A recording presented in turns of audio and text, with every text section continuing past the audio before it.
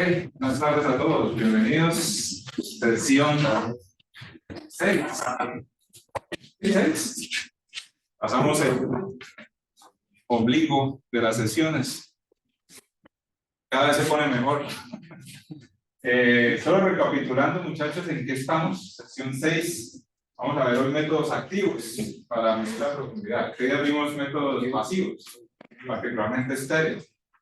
Y hace 15 días habíamos visto imágenes espectrales. Este es el tercer tópico de profundidad o aplicado dentro de las áreas después de los fundamentos.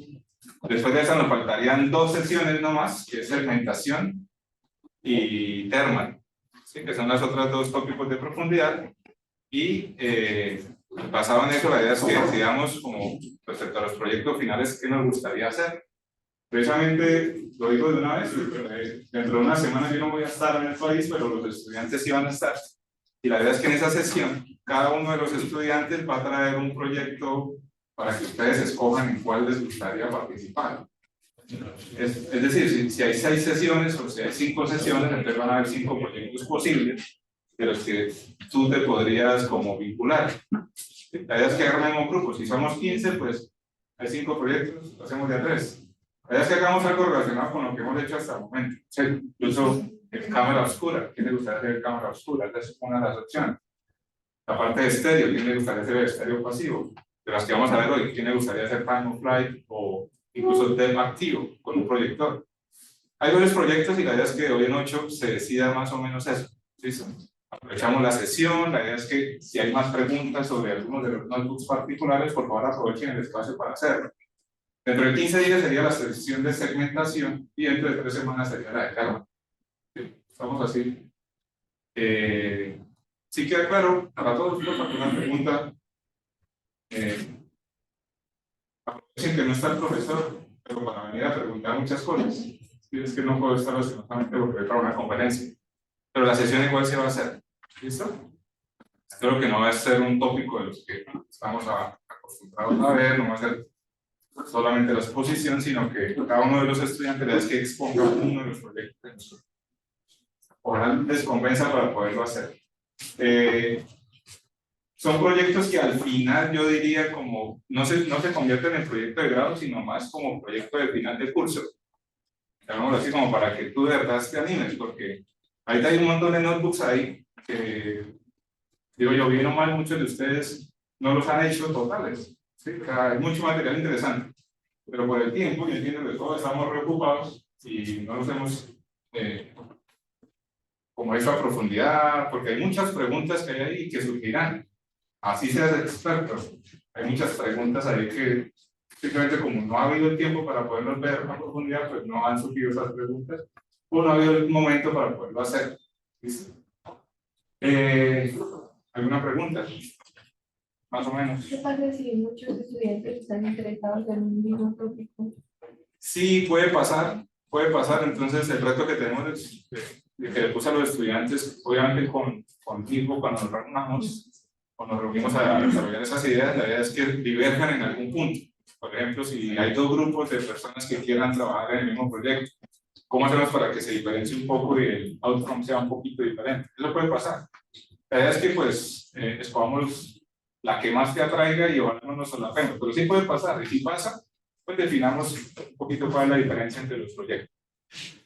Recuerden, por favor, que la motivación al final del semillero, así como digo, como buena novela, como buena serie coreana, tiene final, el semillero tiene final.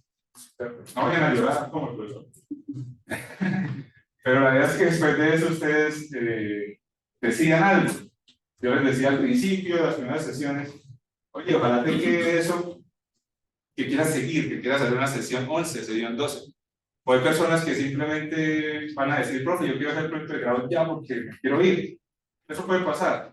Entonces se puede hacer proyecto de grado con unas ideas que efectivamente quizás no son las del proyecto del semillero, pero sí son muy relacionadas con eso. Entonces, pues hay ejemplos de los que ellos están haciendo con vehículos autónomos, que es utilizar visión estéreo, como la que vimos hace 8 días, para poder identificar obstáculos. Entonces, sí, la base o el fundamento es lo que vemos acá, pero el proyecto como tal debe ser un proyecto novedoso, debe tener un factor de impacto, debe tener un poquito de novedad para que valga como proyecto de grado, por ejemplo. No puede ser un proyecto de curso, por eso casi siempre un proyecto de curso no sobre un proyecto de grado, sino si es la base para que hagas tu proyecto de grado. ¿Listo?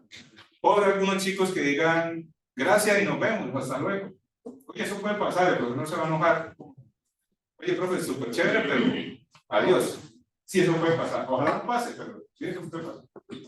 Habrá otros chicos que digan, profe, ¿sabe qué? Yo vuelvo y lo busco el otro semestre. No se lo aconsejo. No lo aconsejo porque perder la continuidad de lo que estamos haciendo no le ayuda al estudiante. Yo te diría o te aconsejaría, oye, únete y ven, así sea una vez por semana, ya. O sea, no puedo dedicarle mucho tiempo porque estoy con un curso o profe, estoy así.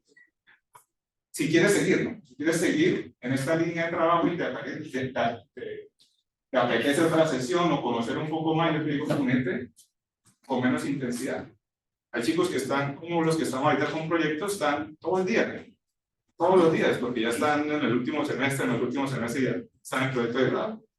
Pero hay unos, como aquí tenemos un grupo heterogéneo, hay unos chicos que están muy chiquitos, hay otros que sí están al final. Entonces, hablo en general para todos. Si estás muy chiquito y quieres y te gusta y como que, oye, esto me parece curioso, profe, pero apenas voy en quinto, yo digo, ok, vamos contigo a diferente nivel, vamos contigo a diferente velocidad. Pero si está en octavo y ya me quiero renovar, profe, pero nos toca otra velocidad. Y así con todos, ¿sí? Ese es el proceso normal y hablo en general para todos, porque habrá uno que diga, no, profe, yo ya estoy en proyecto de grado y me voy. Vemos, me está esperando Estados Unidos. Sí, chévere que hayas venido y por lo menos esto te haya servido, porque si vas a trabajar en esta área en Estados Unidos o en otro país, yo sé que manera que estamos haciendo acá sirve. Yo no estaría acá perdiendo tiempo, ¿no? Qué aburrido, mejor a dormir, haciendo otras cosas. Pero estamos haciendo un esfuerzo muy grande para que esto sirva, ojalá para que sigan con nosotros en las sesiones futuras, unirse al grupo, pasarla chévere también, hacer cosas sociales como familia, como grupo, eso sirve bastante. ¿Listo? Entonces es un grupo académico, pero que compartimos como este mundo de la ciencia. Eso es muy interesante, a mí me mueve mucho. Y ojalá encontremos en ustedes algunos chicos que les guste y quieran seguir pues, participando. ¿Listo? ¿Algún comentario antes de empezar? ¿Listo? Gracias. Empecemos. Sesión 6. Profundidad o técnicas de profundidad activas. Interesantísimas, como todos los tópicos que les he dicho, pero toda la sesión se empieza. Esta es la sesión más importante. Yo te digo, sí, esta es la sesión más importante. Otra vez, la sesión más importante de luz activa. Y vamos a ver, bueno, 4 subsecciones. Primero, recordar un poquito de lo que vimos en la clase anterior, o la sesión, no solo clase, esta sesión anterior, sobre las técnicas de profundidad que existen. Y después sí ya nos enmarcamos en las nuestras, luz estructurada y time of flight.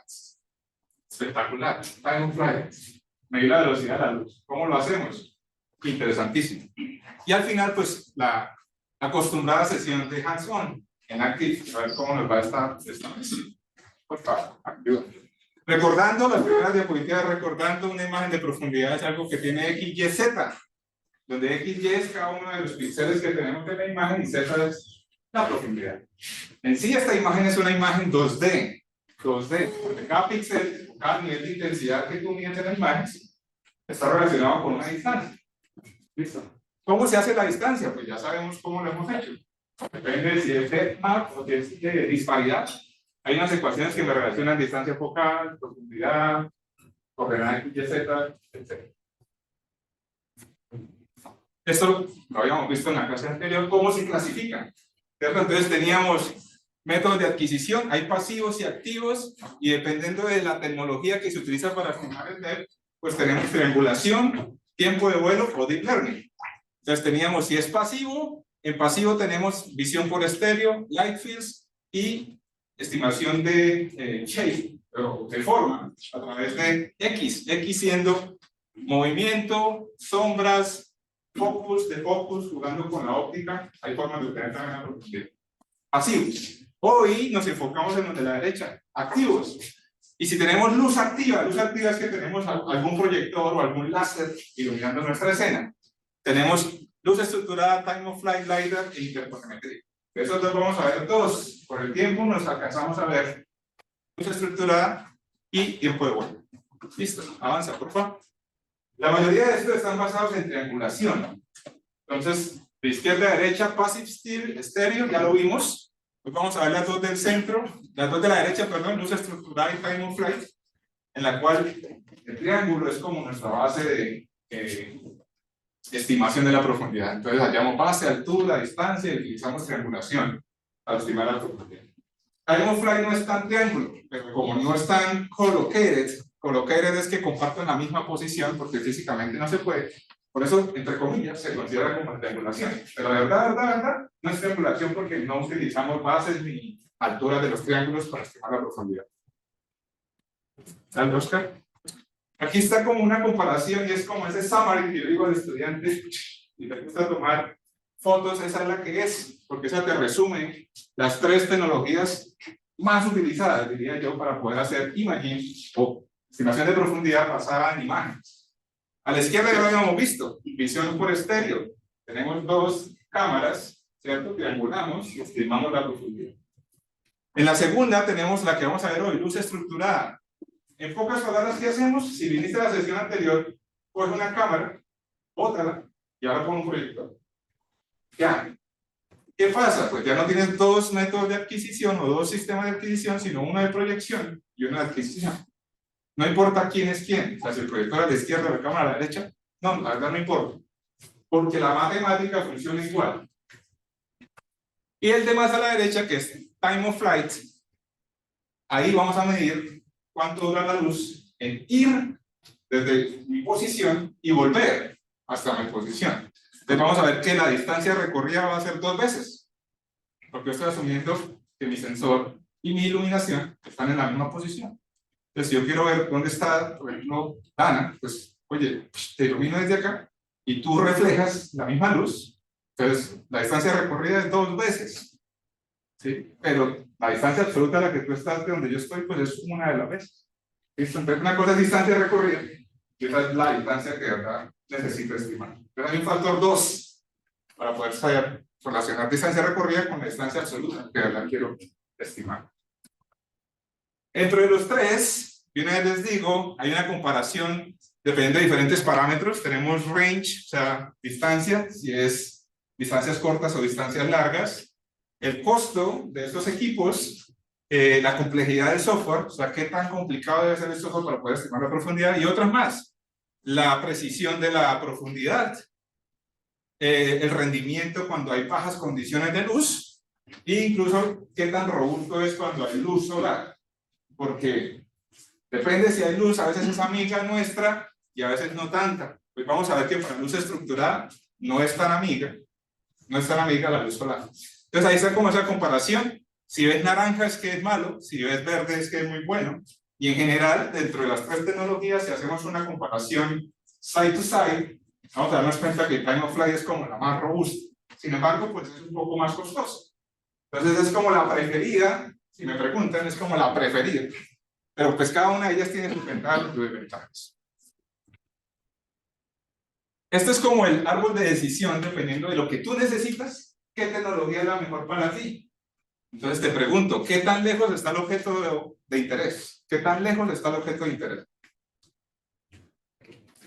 Si está a menos de 5 metros, te digo Stereo Vision, Structural Lights o Time of Flight. Si estás entre 5 y 20 metros, no entre 5 y 20, sino tu objeto está como algo entre 0 y 20 metros, te digo, ¿sabes qué? Estéreo, Structural Light, tienes que casarte con Time of Flight o con LiDAR. Y el peor de los casos, si tienes algo que estás a más de 20 metros, LiDAR es casi que la única opción. Hoy vamos a ver qué es LiDAR y cómo se relaciona con Time of Flight. ¿A qué me refiero con eso también? No significa que estéreo no sirva. No, sí sirve, pero es que la precisión no es tan buena. Más de 20 metros, más de 50 metros con estéreo no es tan buena. Necesitas un baseline muy grande, entre otras cosas, y una resolución de píxeles muy grande. Entonces, no es que no se pueda, lo aclaro, simplemente es que no es el recomendado. Aún así, siguiente bloque de preguntas, ¿necesitas alta precisión en tu estimación? Alta precisión es, por ejemplo, quiero ver si es una cara de una persona, quiero ver si la nariz es diferente a la mejilla y la mejilla está delante de la oreja. Eso es bastante precisión. Para una persona que esté a 100 metros y yo quiera reconstruir la cara, perfecto. Entonces, no solo la distancia, sino qué tan preciso quieres ser. ¿Listo? Entonces, ahí viene el segundo bloque de preguntas. Si escogiste 5 metros o escogiste 20 metros, ¿necesitas alta resolución, alta precisión en la estimación? ¿Sí o no? Si no, Stereo Vision o Time of Flight. Si sí, o sea, si estás muy cerca, digamos un objeto a 5 metros, necesitas mucha precisión, lo mejor que puedes hacer es luz estructurada. Es muy buena para muy buenas distancias. Por el contrario, si estás en algo muy lejos, tienes que hacer, si quieres precisión, LiDAR. Si no necesitas tanta precisión, Time of Flight. ¿Listo? Entonces, como un árbol de decisión, dependiendo de tu aplicación o del dominio que tú tengas el problema, te va a ayudar a guiarte. Pero vuelvo y te repito, no es que no se puedan las otras, simplemente es que no son tan precisas. ¿Listo? O necesitas mucha resolución o equipos muy costosos, más costosos para poderlo hacer pues, a ese nivel de detalle. ¿Avanza? Entonces empecemos con luz estructurada. Luz estructurada. Pasa. Este triangulito vuelve a aparecer, porque es que luz estructurada también está basada en triangulación. Les decía, recordando la estructura de triangulación, teníamos dos planos de imagen, teníamos los centros ópticos, y decíamos, oye, si es un solo punto, el que me interesa reconstruir, traza el triángulo. Pra y pra. Asumiendo el mundo ideal, ya está rectificado, ya está calibrado, simplemente me importaba calcular la disparidad.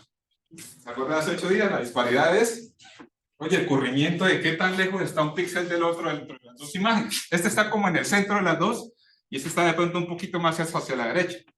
Entonces, ¿cuál es esa distancia relativa en píxeles? Se conocía como disparidad. Y conocerla, para conocerla era muy sencillo si el sistema estaba rectificado. Pero si no, se arrumaba el problema y estábamos felices porque Rami lo había logrado, porque no es tan fácil calibrar y rectificar un sistema. Pero se puede hacer.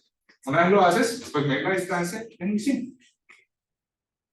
¿Qué pasa con proyección? En proyección cambiamos una de las cámaras. El azul, en este caso ahora es un pointer. Y entonces imagínate, el caso más sencillo de todos, un solo punto a la vez. Esto coges el pointer con el que el profesor apunta en el tablero y apuntas a cierto punto, y ese punto lo ves con una cámara que está en el otro lado del triángulo, viendo ese punto cómo se refleja. Igual que en el anterior, solamente cambiamos una cámara por el proyecto. ¿Qué pasa si queremos estimar la posición de un solo punto? Hacemos triangulación, parecido a lo que vimos en la clase anterior. Entonces, al lado izquierdo tenemos la proyección de un punto siguiendo el modelo del pinhole y cómo se ve en una cámara. ¿Cómo se ve? Es esa relación, x sub y por z sobre f, donde f es la distancia focal, z es la distancia a la que se encuentra el objeto, y x sub y es la coordenada de la cámara, x sub y. Y sub i también, en el caso y podemos hacer exactamente lo mismo. Y sub i es el píxel de la coordenada en la cámara, y tenemos z y tenemos f. Esas son las dos relaciones de la proyección de un punto cualquiera en mi cámara. Pero además tenemos el punto del láser. Y el punto del láser forma una línea desde el origen siendo el punto de coordenadas donde está el láser, y el punto x, y, z, que es común a ambos. Buscar la intersección de esos dos puntos es muy sencillo con un producto cruz entre las dos ecuaciones. Al hacer eso, podemos estimar z, que es la que me importa. Avanza, por favor. ¿Qué pasa con este problema cuando hacemos un solo punto? Si tú quieres acceder a todo el mapa de una imagen, pues adivina qué te toca hacer. Escanearlo, punto por punto, punto por punto. Entonces, cojo el láser, el punto más a la izquierda de mi escena, tomo la foto, y además tomo una segunda foto, se llama background subtraction. O sea, tú tomas dos fotos. Una foto sin el láser, otra foto con el láser. Las restas, ¿qué te queda?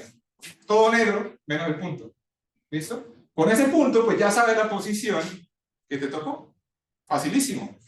¿Qué pasa? ¿Cuál es el problema? Tiempo de adquisición. Porque es que tienes que hacerlo por cada punto de la escena. Entonces, iluminen lo más arriba a la izquierda. Bájelo uno, bájelo uno, bájelo. Uy, ¿a qué hora va a terminar? Ahí está un cálculo que yo hice para una imagen pequeña. Por ejemplo, 640 por 480, que es una imagen que no sirve para nada. Está muy mal. Supongamos esa resolución quieres. Número de imágenes que necesitas. Pues por cada punto multiplica 640 por 480. Eso te da 300.000 imágenes aproximadamente. 300.000 imágenes. Si asumes que lo haces con una cámara que captura 30 frames por segundo, que es lo tradicional, una cámara como en nuestros celulares, si tú grabas un video y lo guardas a 30 frames por segundo. Si lo haces así, necesitas aproximadamente 3 horas para una escena. Ahora imagínate tú ahí, no te muevas 3 horas, pero es que si se mueve un poquito ya no sirve. Entonces entiéndeme, que es el más fácil computacionalmente porque solamente restarlas y te da la posición perfecta. Pero necesitas 3 horas de adquisición. Y no solo eso, ¿dónde vas a guardar 300.000 imágenes para procesarlas? O sea, no es tan práctico. Entonces, si no es un punto, ¿qué creen que es lo siguiente que puedo hacer después de un punto? Una línea. Una línea. Entonces, avanza, por favor. ¿Qué pasa si ahora proyectas una línea? Ahí está a la izquierda. Proyecto una línea. ¿Qué va a ver la cámara que está en el otro lado del triángulo? No va a haber una línea. O sí va a haber una línea, pero una línea como deforme, dependiendo del objeto que tengas. Entonces, el objetivo es, oye, ¿qué tanto se me dañó la línea de lo que yo esperaba que yo ilumine una línea perfectamente vertical? Dependiendo del objeto, pues ella se va a cambiar. Y ese es el reto. Oye, ¿yo cómo sé cómo se deformó la línea? Ese es todo el reto. ¿Cómo se me deformó la línea? Porque el objeto, y dependiendo del objeto, la línea va a cambiar de forma. ¿Listo? Entonces, pásalo. Viéndolo desde el punto de vista geométrico, igual que ahorita, la cámara es igual. Para cada punto de la cámara, X, Y, subí la misma proyección, porque esa es la proyección perspectiva que vimos en la clase anterior de la Single Pixel Camera. ¿Listo? A la derecha tenemos ahora una proyección de un plano. Y un plano ya no es X menos X0 sobre A, Y menos Y0 sobre B, sino que es esa ecuación que está ahí. A por X más BY más C. Esa es la ecuación de un plano. ¿Qué queremos hacer? Buscar la intersección. Otra vez, la intersección entre la proyección y el plano me va a decir la coordenada perfecta en la que debería estar.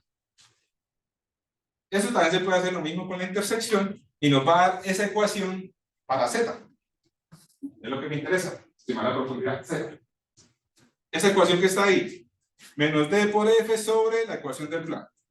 No es tan complejo, súper sencillo también, así como la del punto. ¿Listo? Avanza, por favor. Y mira lo que debería verse en la cámara. Al lado izquierdo, el proyector ilumina una línea perfectamente vertical. Pero la cámara, como está en el otro lado de la base del triángulo, ve algo como la derecha.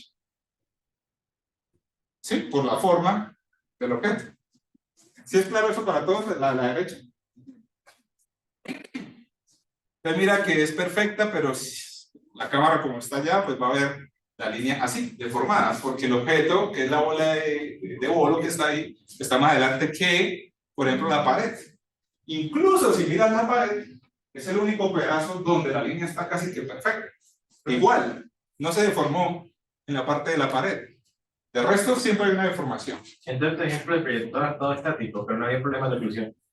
Sí, estoy asumiendo, esto es ideal, no hay oclusión, estoy asumiendo que no hay sombras, pero en la vida real sí van a haber sombras. Y hay lugares que el proyector no va a ver, pero la cámara sí. Sí, eso va a pasar. Así como en estéreo también tenemos problemas de oclusión. En el ejemplo que hicimos en el notebook, en la oclusión que va a dar, 0. Entonces 0 de disparidad, 1 sobre 0 nos daba infinito. Entonces ahí había problemas cuando tú tienes oclusión. Igual, aquí también el triángulo, y de una vez se los digo a todos, uno de los problemas cuando tú propones una nueva idea y requiere triangulación, ya te van a dar palo. Ya te van a dar palo porque te van a decir, oye, las oclusiones, ¿cómo las manejas? Ya. Entonces uno dice, no, ya, pues estoy emproblemado, porque apenas tengas un triángulo, ya, vas a tener oclusión. ¿Cómo tu método es robusto a las oclusiones? Ahí es donde viene la investigación. Oye, ¿cómo haces para que tu método sea robusto a las oclusiones? Hay que poder mover el láser. Puedes mover el láser, entonces dices, listo, sí, lo muevo. Y entonces viene otro problema y el investigador, el revisor te dice, ¿y cómo garantizas la repetibilidad de la posición del láser? Porque no es que tú te pongas a moverlo a la mano, no, porque necesitas hacer el mismo ángulo siempre, porque tú calibras, y si calibras algo y lo mueves, te toca volverlo a calibrar.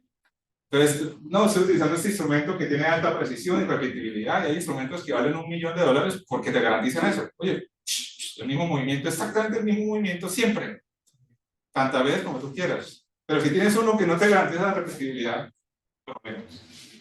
Ahora otros que dirán, no, pues ponga otra cámara, profe, haga 2 triángulos, ¿cierto? Y entonces ahora vas a tener lo que no ve esta, la ve la otra, y la que no ve esta, pues la ve la otra, y así. ¿Listo? ¿Y por qué no 4 cámaras? ¿O por qué no 5? Bueno, ahí está la parte de la investigación. ¿Cómo haces para ser robusto, pero siendo preciso en todos los píxeles, en mapa de profundidad? Y eso es lo que es chévere, como, ok, ¿cuál es mi reto? Estimar profundidad. De la manera más económica, affordable, para que todo el mundo lo pueda hacer, por ejemplo, desde la palma de su mano. ¿Cómo lo hago? Mira, ahí tengo tengo 2 lentes. El basement muy cortico, entonces no me sirve para distancias muy largas. Ya usted lo sabe, de una, ya debe saberlo.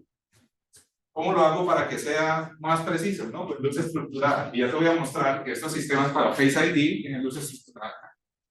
Y este aparatico, por eso yo estoy enamorado de la tecnología, todo lo que hemos visto hasta acá, casi que siempre están implementadas y van a que esto lo tengas en el alcance de tu mano. Luz estructurada, estéreo, color, ojalá espectro, todavía no lo tienen, ojalá espectro. Sería muy interesante. ¿Okay? Consumer Electronics, a la palma de tu mano, todo lo que estamos viendo debe funcionar. En algo que no se me descargue cada 10 minutos. No, algo de durar, ¿cuánto? Ojalá me dure todo el día la carga. Y aún así puedo hacer todo eso que estoy queriendo hacer en mi bolsillo, sin nada de conectarle conexión de alimentación de corriente, no nada, inalámbrico. Muy, muy interesante. Entonces, para este caso, como estoy proyectando no puntos sino líneas, asumiendo el mismo ejemplo, 640 por 480, una resolución decente, pequeña. Número de imágenes, el número de columnas. ¿Cierto? Lo que ahora me toca línea por línea. 640. Y 640 imágenes, ya es decente, no son 300.000, son 640. Y asumiendo el mismo sensor de 30 frames por segundo, ahora necesito solamente 21 segundos para la adquisición. Decente. Todavía no es tiempo real, entonces todavía tienes que quedarte ahí sin moverte. 21 segundos. Imposible, esa es una misión imposible. Y si tienes niños, menos. El sobrino ahí, quédese quieto 2 segundos. No, no es capaz. Ahora 21, no, todavía no es práctico. Si quieres hacerlo video. ¿Qué para quiere hacer video con profundidad? No, eso no sirve. 21 segundos por cada frame. No, no sirve. Listo, entonces, ¿qué sigue si no es una línea? Un plano. Listo. Yo te digo muchas líneas. Muchas líneas simultáneamente, porque, devuélvete una vez, perdón.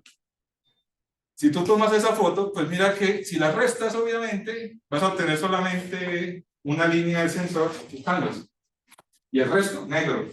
Entonces, entiéndeme que cada vez que tú tomas una foto y tienes negro, pues no está siendo óptimo. Simplemente tienes un montón para medir y no estás midiendo. No, estás perdiendo. Entonces, ahora un plano.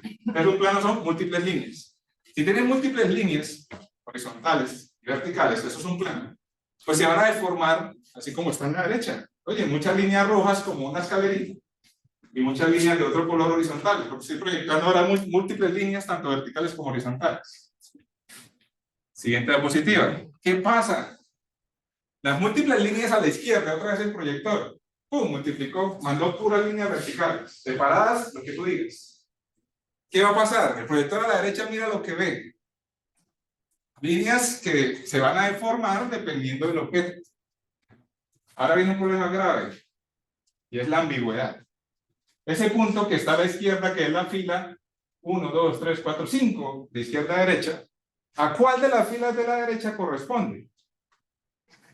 Entonces tú dirías, no, profe, yo también cuento 1, 2, 3, 4, 5. Yo te digo, no, porque tenemos oclusión. No, porque de pronto puede salirse del filo obvio de la cámara. Entonces no puedes decir, ay, venga y cuento, así se me deforme. Hago el gradiente horizontal y como hay 5 transiciones que estoy proyectando y veo 5, pues triangulo. Yo te digo, no se puede. No se puede identificar, hay un problema de ambigüedad. Entonces el reto es, ¿cómo hago para identificar cuál línea de las que proyecté es la que está viendo mi cámara? ¿Qué se imagina antes de pasar a la solución? ¿Cómo hago para reducir la ambigüedad? No reducir, perdón, eliminar la ambigüedad.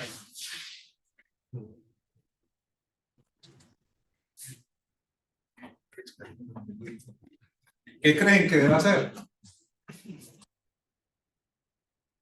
Que promete imágenes que se ven todas, entonces podemos decir no, solamente contándoles y ya, pero Sí, aquí es que es el caso del ejemplo no es perfecto porque uno las ve todas. Es lo que te digo, pues hay el gradiente y si hay 5 transiciones de una. Yo te digo, bueno, el caso ideal sí se podría, pero de verdad no. Entonces les doy la solución o alguien cree que tiene la solución.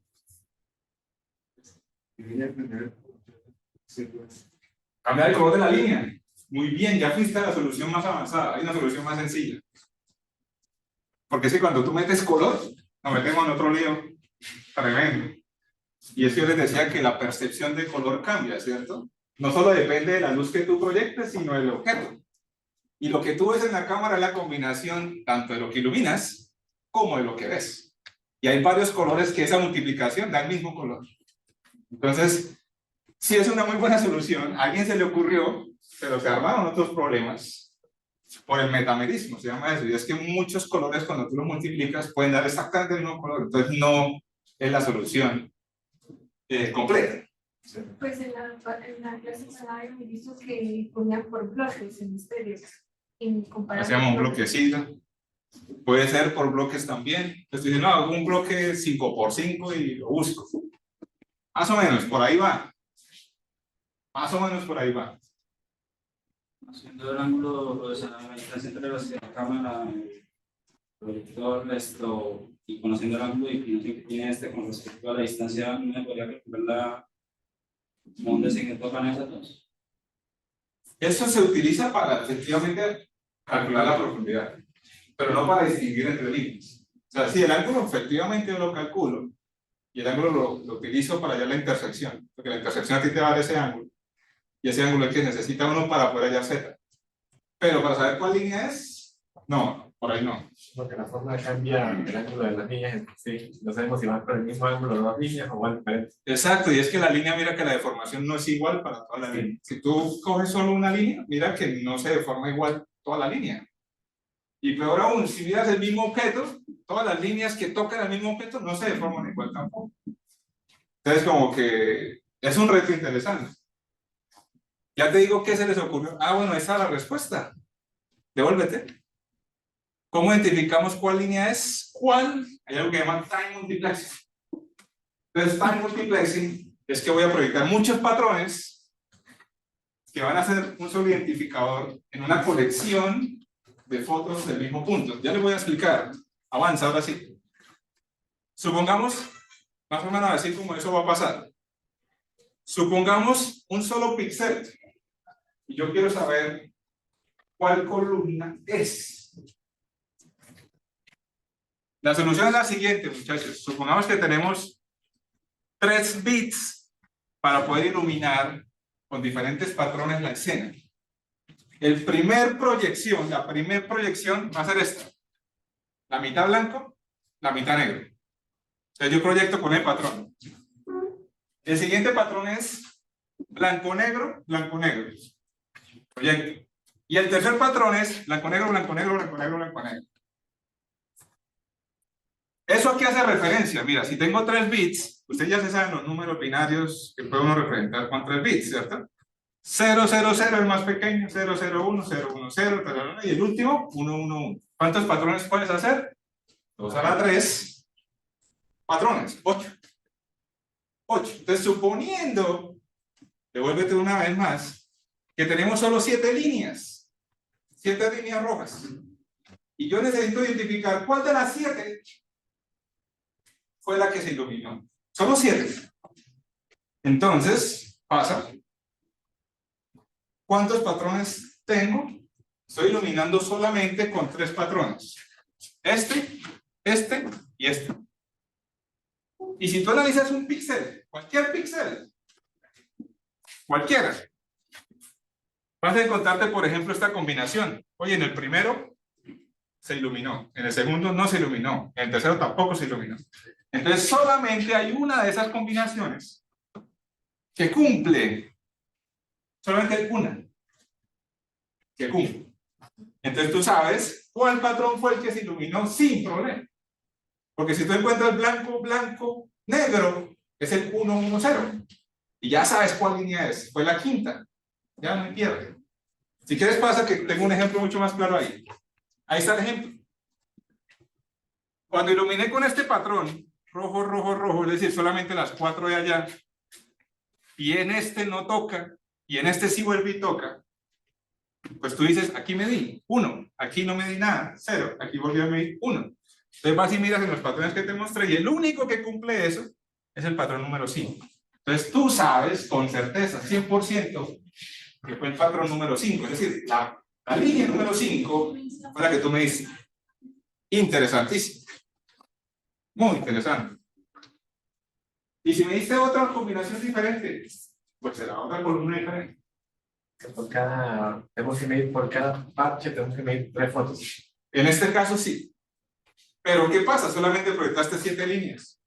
Y tú no necesitas 7 líneas, ahora necesitas moverlas porque necesitas todas las líneas. Entonces depende de la resolución. Avanza, por favor. Con 7 bits, que es el algoritmo ese de Potsdamer y Altschuler, son unas personas que propusieron, no, hágalo con 7 porque con 7 la predicción es muy buena. Yo te digo, listo, con 7 bits puedes hacer todas las combinaciones. Estas son las 7 proyecciones que tienes que hacer. Antes solamente proyectaste 1, 2, 3. Ahora le agregaste estas otras 4 imágenes. Entonces puedes hacer mucha más resolución de líneas. Y puedes obtener, por ejemplo, este codework. Eso se llaman codeworks. Si en el pixel yo obtuve 1, 0, 1, 0, 0, 1, 0, esa es una línea única. Y puedo sacar la columna que es. ¿Y qué pasa si quiero más resolución? Avanza, ahí. Con 10 bits, todos los patrones que debo iluminar. Blanco, negro, y ahí para abajo. Eso se replica verticalmente, ¿listo? El primero es mitad blanco, mitad negro. El segundo es negro, blanco, blanco, negro. Y así sucesivamente. Y este, mira que se va volviendo, vas partiendo a la mitad, vas partiendo a la mitad, vas partiendo a la mitad. Depende de la resolución que tú quieras. Quiero más finito, pues 12 bits. No, pues 14 bits, pues 16 bits. Es un montón de imágenes. Pero no tantas como si la hicieras una por una. Al final sería número de columnas por 7 bits o por 10 bits. Sí, dependiendo de las, exacto, número de columnas dividido entre. Porque tú puedes, por ejemplo, si proyectas 7 a la vez, entonces el número de columnas dividido entre 7 es el número de veces que necesitas multiplicar. Me redujiste el problema 7 veces, por ejemplo. Llamémoslo así. Ok. Si proyectas 7 líneas a la vez. ¿Listo? Si proyectas 10 líneas a la vez, si proyectas 12 líneas a la vez, la idea es que las sepas desambiguar. Ese es el reto. ¿Cómo haces para desambiguarla? Pues necesitas obviamente resolución. Entonces serían 10 fotos. Sí, solo 10 fotos. El número de bits que utilices es el número de fotos que utilices. Solo 10 para poder hacer esta precisión. En el anterior solo 7 fotos. Y en el primero solo 3 fotos. Pero pues la resolución no era tan buena. ¿Qué es la resolución? El número de líneas que puedes hacer. Y está dado por 2 al número de bits menos 1. Ese es el número de líneas. Pero ¿cuántas fotos tomas? El mismo número de bits. Entonces aquí solo 10 fotos.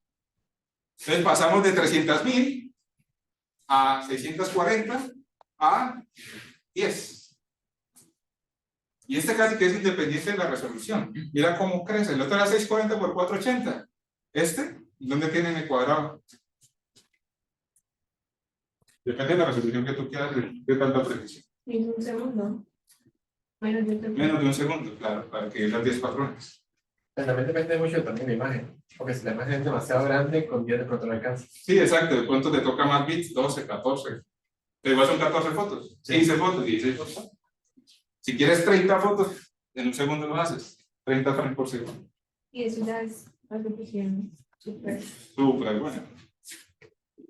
Listo. Ese es el demo que tenemos hoy en el hands-on. Es uno que proyecta, ¿cuántos patrones proyecta? 14. 44. 44.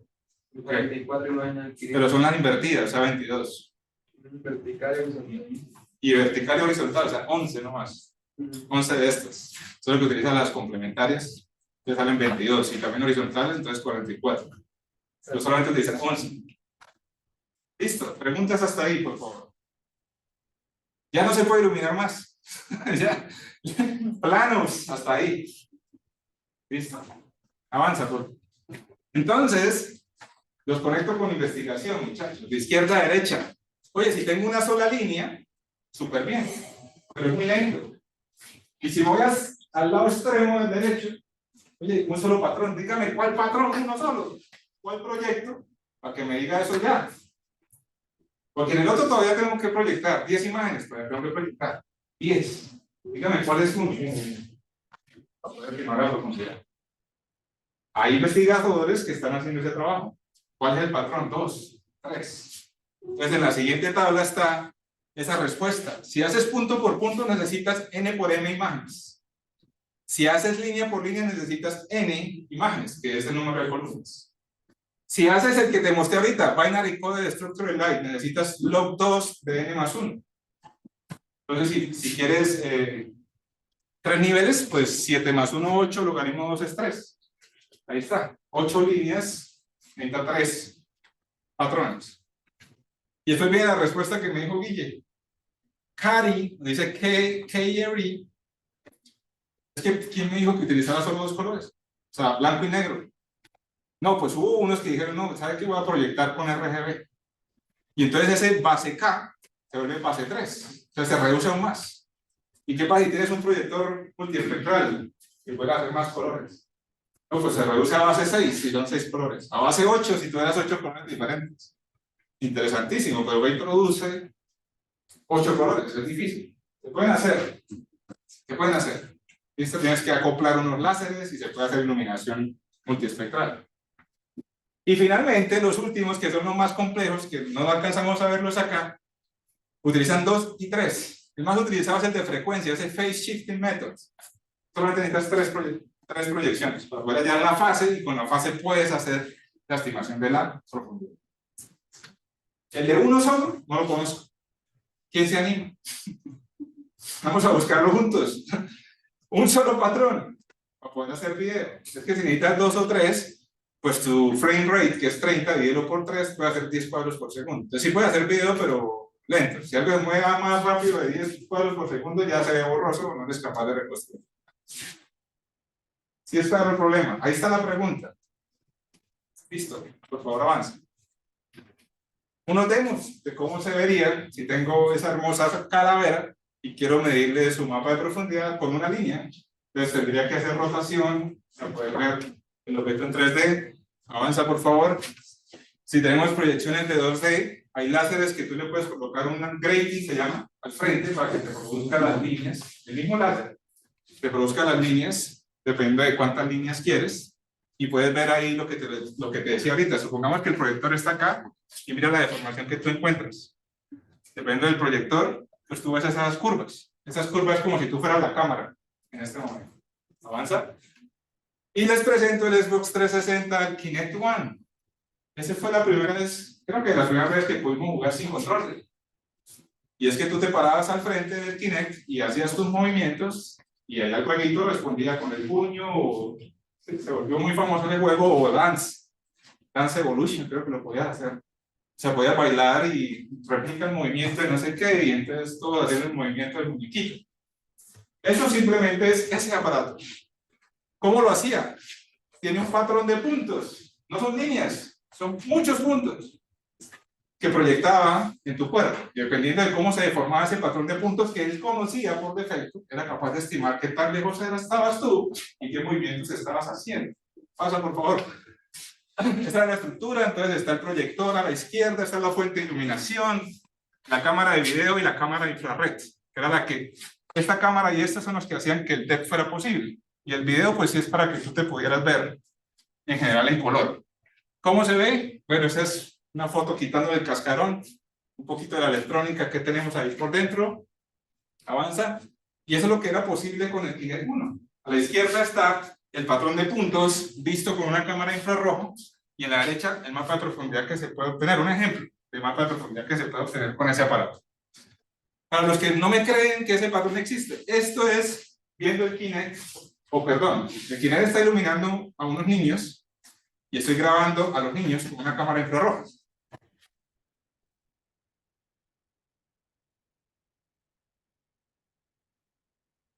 Para que mires cómo se cambia el patrón de puntos, depende de si la persona está o no está. Ahorita que pasen en el plano, la sombra que uno muestra en el background, también se explota para saber qué tan lejos está.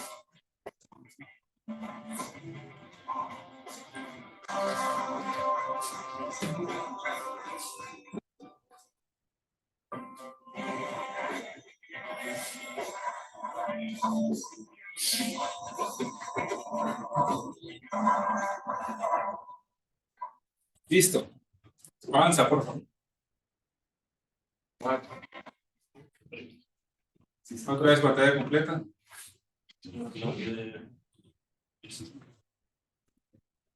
Y esa tecnología no se quedó ahí, también avanzó. Ese diagrama de puntos lo han visto en algún lado. Y no es el Xbox. De los celulares. A los celulares. Avanza. El primer celular que trajo eso fue el iPhone XR, que tenía algo parecido al Xbox, pero a pequeñito. Ahí tenemos en acción el iPhone XR con ese patrón de puntos para poder desbloquear sin la huella. Fue el primero que dijo, adiós huella, solo biometría facial. Ahí está como se ve otra vez viéndolo desde el infrarrojo. Y esto nos está haciendo a cada rato, solo que como está en el infrarrojo no la vemos. Pero aquí está ese patrón de puntos iluminando en este momento. Obviamente debe ser una longitud de onda que no afecte nuestra visión. Y un power muy bajito, de tal forma que lo mismo, no se queme nuestra retina, porque eso está iluminándonos. Cada uno de los que tenga esa Face ID, eso es lo que está pasando en este momento, cuando usted lo pone hacia frente. Interesantísimo. Proyectores de puntos. Dependiendo de la deformación, son muy precisos y saben que tú eres tú y no soy George. Si le pongo usted en mi celular, no se desbloquea, ¿sabe por qué? Debe botar el error de bloqueo, porque la precisión es muy alta para saber que yo soy yo. ¿Sí? O sea, esta nariz muy grande, nadie más la tiene, genera un gradiente muy grande contra mis mejillas, que no es el mismo en todos. ¿Sí? ¿Preguntas? Yo creo que ¿Paula o Paula? Paula. ahí ese patrón, ¿no están usando solamente un poco? ¿En este? En este están usando... Parece solo uno, pero este está moviendo un poquito. No es solo uno, pero es decir, se llama un patrón pseudo aleatorio. Y es que sí es el mismo patrón, pero ellos lo mueven para poder garantizar como esa precisión. Sí. Entonces sí es uno, pero lo mueven el mismo para garantizar esa precisión a nivel de submilímetro, casi milímetro. Es que mi pregunta es si yo pienso que este quizás es un poco más costoso. Pues ¿por qué no iPhone o las empresas que utilizan eso hicieron simplemente un detection 2D? Pero Tú dices como que este sensor es muy costoso y deberían hacerlo desde una foto, por ejemplo. Es que lo que pasa es que con la foto, tú sabes que hay algo que se llama suplantación. Suplantación es que yo tomo una foto tuya sonriendo y la guardo en mi cartera y te la pongo a tu celular. Cada vez que encuentre tu celular y se me va a bloquear. Porque tú eres tú en 2D. Pero en 3D es más difícil. Me toca hacer una máscara tuya que sea con las mismas formas de tu cara. Entonces es más difícil hacer una máscara tuya que tenga la misma profundidad siempre. Eso se llama suplantación. Entonces los sistemas basados en 2D y en imágenes no más son más susceptibles a la suplantación. ¿tú qué sabes si esos celulares, o sea, ellos siempre están conectando ese patrón o...? No, cada vez que se desbloquea la pantalla, él tiene un acelerómetro por dentro. Entonces cada vez que él detecta que tú lo estás moviendo, ahí sí de una vez se activa. Entonces, por ejemplo, te lo muestro aquí. Ahí está, como en mi bolsillo, se apaga. Y apenas yo lo saco y lo ponga en cierta posición, sin escucharle nada, y él de una vez se activa. ¿Qué es que se active? Si se prende la pantalla, ya está él buscando a ver cómo me desactivo. Y si detecta un rostro, porque él sabe si esto es nadie, a alguien, él de una vez dice, si es rostro, pero te sale el primer intento. Te sale ahí error de logueo, primer intento. Porque si sabe que es un rostro, no es un rostro. Pero él sabe que es un rostro por eso mismo. Sí, por esto mismo él dice, ok, si tiene esta forma, hay un histograma por allá que tiene la forma de rostro, pero la distancia, el error que hay entre los puntos con la persona que sí está ahí, que es la llave, es muy grande. Entonces te dice el primer intento de acceso, y te lo cuenta. Y al tercer acceso se bloquea y espérese una hora por ejemplo.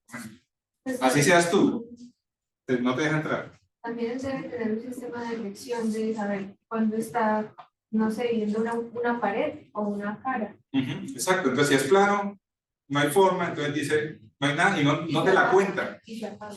Y se apaga, exacto, sí, también. Puede estar, bueno, ahí tiene un tiempo como de 10 segundos que está buscando y si no hay ningún movimiento, pues se apaga. Yo vi un video, perdón, vi un video interesante que cuando usted está muy fácil en el celular viendo videos o algo así, el sensor cada tantos segundos Comprueba que estás. comprueba que sigo siendo yo. Ah, sí, Ujú. si no se bloquea. Y si soy yo el que tengo tu celular, ¿se bloquea? No. No, no me acuerdo cómo era, pero ¿De qué? Sería mismo. Sí, pero yo puedo ser no el que me desbloqueó. Y si me estás sí, mirando cada tanto, ¿para qué se usaría? pero yo, o sea, eso sí es 100% comprobado, que lo pusieron así, sí, daba tantos segundos. cada Ok, 10 como segundos. verifica si hay alguien ahí al frente y si hay una persona y no está yo lo entiendo es como si no hay, si no dejaste el celular ahí. Ah, sí, entonces tal Entonces le vez- está verificando si hay alguien viendo y si no, pues se apaga. sí, Pero tú pero- lo dejas ahí y te vas en un video reproduciendo. El video se puede bloquear si no hay nadie al frente. Eso sí, para eso lo utilizaría. pero lo que hacen tiene sentido, que yo solo puedo estar filmando. Exacto, sí, si detecta rostro, entonces está detectando rostro, pero no es el que es, no me importa. Simplemente es que si sea un rostro que esté viendo y no me bloqueo. Ajá. Ok, interesante. ¿Más preguntas? Digamos, ellos lo hacen con puntos, ¿no? ¿Cuál es la diferencia de lo que estamos viendo ahorita que era con las líneas? Sí, con puntos te da resolución XY también. ¿Qué pasa? En las líneas, normalmente, yo no lo dije eso, pero el sistema, también hay que rectificarlo. Y cuando tú lo rectificas, solamente hay cambios en X. Pero en la vida real, tú tienes cambios en X y Y simultáneamente porque el celular tú lo rotas. Entonces el punto, el valor de puntos, es como ese trade-off entre, no me importa el objeto que haya al frente, si está acostado o no. Pero es más pesado como No estoy seguro, ya te voy a mostrar otro ejemplo que no usa puntos y también es un sistema más reciente que este. Interesante, pero utiliza líneas en vez de puntos. ¿Alguien más? ¿Preguntas? Nadie más, listo, sigamos. Ahí está, el Face ID, precisamente utiliza eso y a mí me gusta mostrar esta imagen siempre porque aquí está la cámara infrarroja y el proyector de puntos. Y aquí está el resto, ¿sí? Las cámaras normales, micrófono, bla, bla, bla, ambient sensor, porque depende si está muy iluminado, entonces la pantalla misma se oscurece o se pone muy brillante. Si está oscuro, pues brilla más. Bueno, avanza. Y el MetaQuest 3, esta semana lo vimos, nos mandaron esta mañana. ¿Sí saben qué es el MetaQuest 3? De augmented reality. Son unas gafas de esas como, no son las de Apple, sino las de Facebook, Meta, para hacer lo mismo. Entonces, dale clic por favor y amplíame la pantalla, abajo a la derecha. Ese es visto también con una cámara infrarroja, el MetaQuest. Y no utiliza puntos, utiliza líneas con esa forma rara, mira. Como cosas dando vueltas así. Pero eso te da líneas en un solo eje, ¿no? Sí, en un solo eje, verticales y así como girando. Eso la vi esta mañana porque la vi en Twitter. La mandó Fabián por el chat. Interesantísimo. Y eso acabó de salir. O sea, si tiene 6 meses es bastante. Es para augmented reality, porque tú necesitas saber el mundo para ampliar la información en tu sala. No sé, en la pantalla y en tu habitación. Muy interesante. Todo el tiempo, ella pues, Sí, porque es que si tú volteas la cabeza, él tiene que ajustarse a lo que tú estás trabajando. Muy brutal. Las luces infrarrojas consumen menos que las normales, entonces tampoco es tanto problema. ¿Consume menos? No lo sé. Yo lo que tiene la longitud no es mucho menor. Entonces tiene La potencia, sí, que necesita. Sé que la que emite es menor, pero no sé si la que se necesite para agendarla es menor. Ah, Sí, todo te pregunto. Porque sé que tiene energía, si aumenta la longitud de onda, disminuye la energía, pero se utiliza esa, pero no sé si la energía de lo que porta energía o la generación. Pues para mí la generación creo que es la misma. ¿Cuánto voltaje necesitas para generar un pulso rojo o un infrarrojo? No estoy seguro, una pregunta para los electrónicos. ¿Alguien de electrónica que sepa? ¿Ya es la misma? O sea, 5 voltios está y generar un pulso lo que puede ser. Sigamos, por favor. Porque esto está muy interesante y el tiempo muy corto. Ejemplos, dale. Proyección, ¿en dónde se utiliza? Que han tenido la oportunidad de ver esto. Si quieres, adelanta la velocidad, ponle reproducción de un 5. Y la 1080p creo que tiene. ¿Dónde se utiliza? Esos shows los hacen en diferentes partes del mundo. Es que ponen proyectores poderosos. Aprenden el shape, porque no es una pared. Eso se llama programa.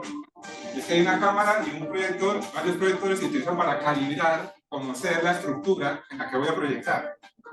Y basada en esa estructura, yo ajusto mi proyección para que quede, hace que un merge, una estructura en la que se proyecta. Yo solo hay una publicidad, yo trabajé para en esa tecnología. Vamos a ver un ejemplo de donde se utilizó, que es en el castillo de Orlando, en Orlando. Vamos a ver un ejemplo de esa proyección que se hace. Es parecido a este. Entonces darle hacia la derecha avanzar y él avanza con el mouse, con el teclado. ¿A la derecha? Lo resetea. ¿A la derecha? Sí, lo resetea. Ok. Entonces de barra espaciadora creo que es. Listo. Este es otro, en Disney. El castillo de Cenicienta, creo que es. El mismo ejemplo. No es que, obviamente el castillo tiene unas luces, pero además tiene como unos 6 o 7 proyectores que están alineados, porque también se puede hacer la calibración entre muchos proyectores para que la proyección sea única y no quede y ahí se ve cómo le está proyectando. Si busca muchos videos de esos, hay muchas proyecciones de las sí, ella la vi, la proyección de la si hay esto, bueno, la película que haya, Blancanieves, con la misma estructura del castillo.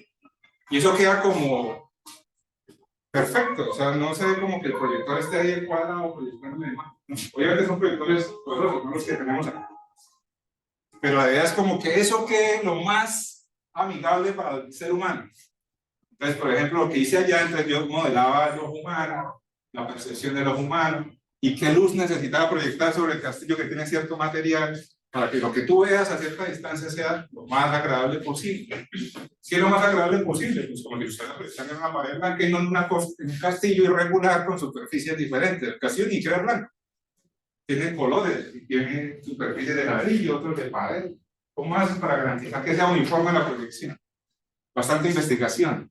Eso lo aprendí ya. Proyección de luz sobre superficies irregulares, con formas raras, con curvas y todo. No hay una pantalla así, ponga el proyector. No. ¿Cómo haces para aprender eso? Tienes que hacer esto. Aprender la estructura 3D del objeto y hacer un rendering de tu proyección para que cuando se vea sobre la superficie se vea como tú quieres que se vea.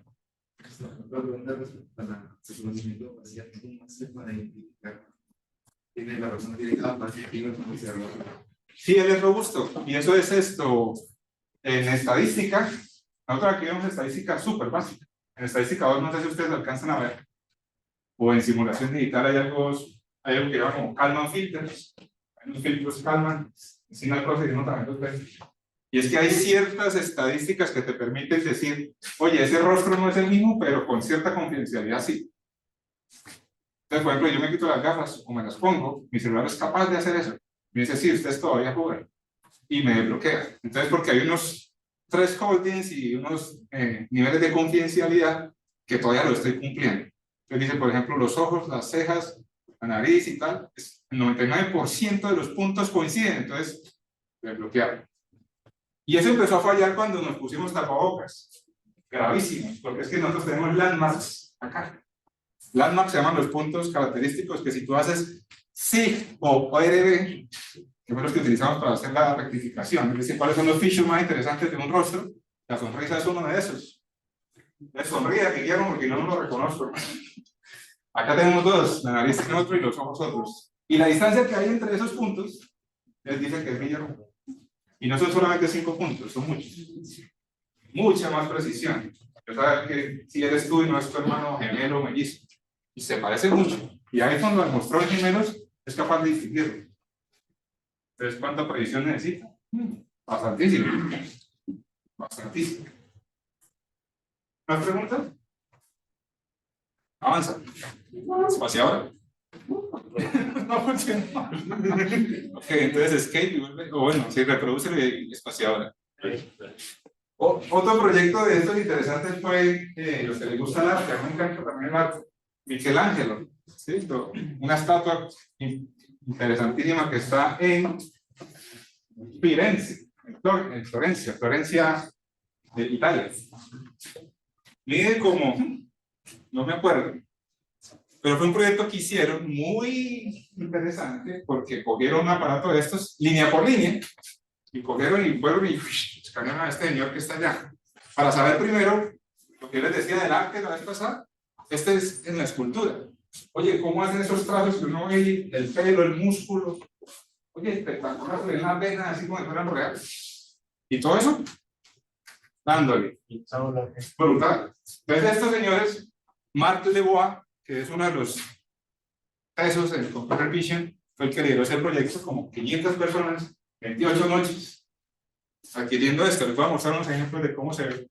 Ese es el señor para que vean la dimensión de una persona normal. No soy yo, yo soy una persona normal respecto a la estatua. ¿Cuánto tengo que escanearla para poder ver y reconstruirla con alta precisión? Ahí está como el nivel de detalle que alcanzaron a lograr. Esa ya se le escanea. Y te hago otro zoom. La oreja, mira el nivel de detalle. Tremendo proyecto. Ahí está en ese link para que les gusta lo pueden ir a mirar. Avanza. Ahí está como el rendering directamente dentro de un computador. Avanza, avanza para ver los detalles. El ojo, mira, parece un corazoncito. Como tal la parte del ojo directamente, cómo está. Y ese es el nivel de precisión que alcanzaron. En milímetros, la precisión de ese muñeco. No, brutal. Y por eso pudieron replicarlo. Y se pueden hacer ahora obras exactamente iguales porque tenemos el modelo 3D. Perfecto. Se pueden hacer réplicas del mismo David. ¿Sí? De Michelangelo. Interesantísimo. ¿Preguntas? ¿Por qué lo hicieron línea por línea? Porque ese proyecto lo hicieron como en el 2004, por ahí. Ah, pero sí, no va a hacerlo como Sí, es mejor. O sea, si lo hicieran hoy, no, lo harían de forma diferente. ¿Más preguntas? Ok, avanza. Hasta ahí se acabó luz estructurada. Segunda, que pena que vamos cortos de tiempo.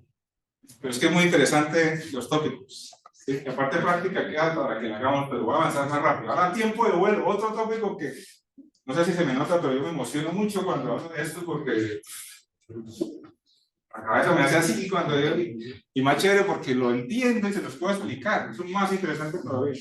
No sé quién más en Colombia les pueda explicar esto, pero aprovechen que hay esta persona que lo sabe. Yo sé que hay muchas personas que saben, pero que está dispuesto a enseñarse. Es muy interesante. Ahora, tiempo del vuelo de la luz. Ese fue el primer video que hicieron, devuélvete, de la luz volando. En una Coca-Cola y la embarraron. La embarraron porque después les dijeron, oiga, y ese video se volvió famosísimo. ¿Y sabe cuánto pagó Coca-Cola? $0. $0. Solo que yo estaba en el laboratorio, no era yo, esa persona, ese otro yo. No había más, pongamos esta vaina, llenémosla de un líquido, ciérrela y tómele la foto. Oye, mira, se volvió uno de los videos más famosos en las ciencias. La primera vez que tú eres capaz de hacer un video de cómo la luz se propaga en el medio. Y es que el reto es tremendo, porque es que la luz viaja muy rápido, muchachos. 3 por 10 a la 8, mira, yo siento que esto está constante acá. Pero si tuviera una cámara a la velocidad de esto, yo vería los fotones así. Aquí un baño de luz me estoy dando en este momento. Si viéramos los fotones, cómo se están propagando por toda esta sala. Excelentísimo, brutal. Eso estaba todo apagado y solamente con un láser, un disparo de un láser, de un pulso. Y vieron cómo se propagaba a través de la botella. Obviamente tienes que medir a una velocidad rapidísimo. Por lo menos 3 por 10 a la 8, pero negativo. O sea, a la 9 es nanosegundos. Si me entienden la dimensión, nanosegundos es a la menos 9. Para poder capturar un frame por cada movimiento. Y ahora dígame qué cámara es capaz de capturar 1.000.000 de frames en un segundo. Si las que le estaba hablando ahorita era 30 frames por segundo, que es las que tenemos acá. Y si quieres ponerlo en slow motion, este tiene hasta 210 frames por segundo, 240. Lo pones en slow motion, 240 frames por segundo, no 1.000.000. 1.000.000 de frames por segundo para poder ver un frame de cada movimiento. Y este es súper smooth. Esa cámara se llama 1.000.000.000 de frames por segundo. Es la primera vez que capturaron 1.000.000.000 de frames por segundo. Y una pregunta, porque para capturar la velocidad, la luz en movimiento, tiene que moverse una luz más rápido que esa luz. Para eso se llama el líquido, para que se nos empiece la luz. Sí. Pusieron, no me acuerdo qué es el líquido, pero el líquido hace que se vuelva por el coeficiente de refracción, que también ya lo vimos en la segunda clase. Eso hace que la propagación sea más lenta. Okay. Y los fotones de la cámara no pueden interferir con los fotones del líquido. ¿Por qué fotones de la cámara? O sea, los fotones que está capturando la cámara. Eso tiene que chocar con el fotón de adentro del líquido para poder verlo, ¿no? No, pero eso no es luz estructurada, ¿no? Ya cambiamos. Solo sensor ahora. Solo sensor viendo lo que pasa ahí al frente. Okay. No hay luz estructurada. Entonces lo que me dices que interfiere, no, no hay luz estructurada. Cambiamos. Olvídense de luz estructurada, no sirve para nada. No sirve para nada. Ahora time of flight. Mentira, es una cámara que está viendo y por eso está en total oscuridad y es solamente la luz que ese fotón. O sea, ese fotón emite luz para todos los lados. Sí, para todos los lados, porque es que la luz también se difracta y Sí. un montón de cosas, ¿cierto? Con el medio. Por eso pudimos grabarlo. O sea, no nosotros, digo investigadores, pudimos grabarlo. Y Coca-Cola pues se benefició mucho y por eso después ustedes van a ver el mismo video sin el logo de Coca-Cola. O sea, artificialmente le pusieron un rojo ahí. Pero no, eso ya se sabe que es Coca-Cola porque incluso el rojo es el mismo rojo de Coca-Cola. La forma de la botella y todo. Sí. Y entonces yo les digo, mira, ¿cómo medimos la velocidad de la luz? Ustedes sí saben cómo se mide la velocidad de la luz. O sea, ¿quién dijo 3.10 a la 3 por 10 a la 8? ¿Quién dijo 3 por 10 a la 8 metros? ¿Qué nos dicen nuestras clases de física? ¿O usted dice eso? Profe, yo lo acepto. 3 por 10 a la 8. Nadie le ha dado curiosidad saber por qué es, o cómo lo midieron. Ya escuché por la historia de Galileo que está ahí en la foto. La historia de Galileo, 1638. Galileo, que era un investigador de la época, 1638, ayer, le dijo a su estudiante, no, o brother, bueno, no sé en qué hablaban, necesito medir la velocidad de la luz, ¿qué tal si me ayuda? Y él dijo, pues claro, hagámosle. ¿Qué hay que hacer? Entonces Galileo le dijo, mire, ¿sabe qué? Coja esta farola, en ese tiempo eran farolas, ¿qué cuento de luz y de láser? ¿No? Una farola, ojalá de llama, una vela, coja usted una de estas, dos igualitas. Yo me cojo una y usted coja otra. ¿Y sabe qué? Váyase para la montaña allá, 3 días caminando. Y yo estoy acá. Y apenas esté allá, y yo desde aquí lo voy a ver, vamos a hacer lo siguiente. Prenda la luz, pero póngale un trapo encima. ¿Qué va a pasar? Galileo de este lado de la montaña me dijo, yo voy a destapar mi lámpara y usted apenas la vea, destape la suya. Y yo con mi pulso, imagínense, con mi pulso voy a medir cuánto tiempo se demoró eso. O sea, yo hice, entonces ustedes de aquí que la luz viaje hasta la montaña allá, usted la va a ver, destapa la suya y la luz que a usted la destapa es porque vio la mía y yo voy a medir mi pulso desde que la destapa hasta que la luz suya yo la vea. Sí se hace el experimento. Supongamos que no es el pulso para no meterle más incógnita. Supongamos que tuviera un reloj. Entonces él empieza y dice, destapo, pongo el cronómetro. Destapo a usted y lo paro. ¿Qué pasó? Que Galileo empezó a destaparla y el otro la destapaba de una. Y Galileo la destapaba y el otro de una vez. Él dijo, no, es que usted está muy cerca, hermano. Vaya a la montaña y atrás. Otros 3 días caminando. Y por allá veía el puntico y hagamos el mismo experimento. Destapo y lo veía de una. Destapo y de una. Es que dijo Galileo, vaya a la otra montaña. No. Oye, la luz es muy rápida. Y él no pudo estimar la velocidad de la luz. Dijo, es muy rápida. No soy capaz. Después, por allá, como, no me sé el año, pero Fizeau, o sea, Fizeau, se inventó una vaina con una ruedita que tenía muelitas, como un. O sea, muelita, como una rueda así como de las que utilizan los motores de los carros. Un engranaje. Fue capaz de hacerlo y llegó como a 3.2 por 10 a la 8 metros sobre segundo. Esa fue la primera vez que se midió, 1800 y pico también, Fizeau, 1900 y pico. Desde ahí sabemos, después hubo otros experimentos, pero en conclusión, por el tiempo, no alcanzo a explicarles toda la historia. Hemos llegado a que no es 3 por 10 a la 8, es 2 1999. ¿Cierto? Entonces, no es 3 por 10 a la 8. ¿Sí sabían, no? 299.9938. Bueno. Muy rápido. Y esta ecuación que tú creías que en física nunca más la iba a utilizar. Si te gusta time on fly, la vas a usar. Distancia recorrida, velocidad por tiempo, ¿cierto? Metros sobre segundo, y si multiplicas por segundo te da metros. Distancia recorrida. Ah, bueno, el experimento, para terminar el experimento de Galileo. Asumiendo que la circunferencia de la Tierra es aproximadamente 40.000 kilómetros, y asumiendo que Galileo pudiera haber colgado un montón de espejos alrededor de la Tierra, y haber iluminado uno de los espejos para que diera la vuelta a la Tierra, aún así, se demoraría 0.13 segundos. Eso es lo que se demora un pulso de luz darle la vuelta a la Tierra. 0.13 segundos. Y la percepción humana, si ustedes lo sabían, es 0.1 segundos. Es decir, que cuando viene un mugre para tu ojo, tú alcanzas a detectarlo y dura, el blinking de tu ojo dura 0.1 segundos. Lo más rápido que posible es 0.1. Yo les había hecho este ejemplo en Fórmula 1. Cuando se apagan los semáforos, los pilotos tienen derecho de fijar el acelerador.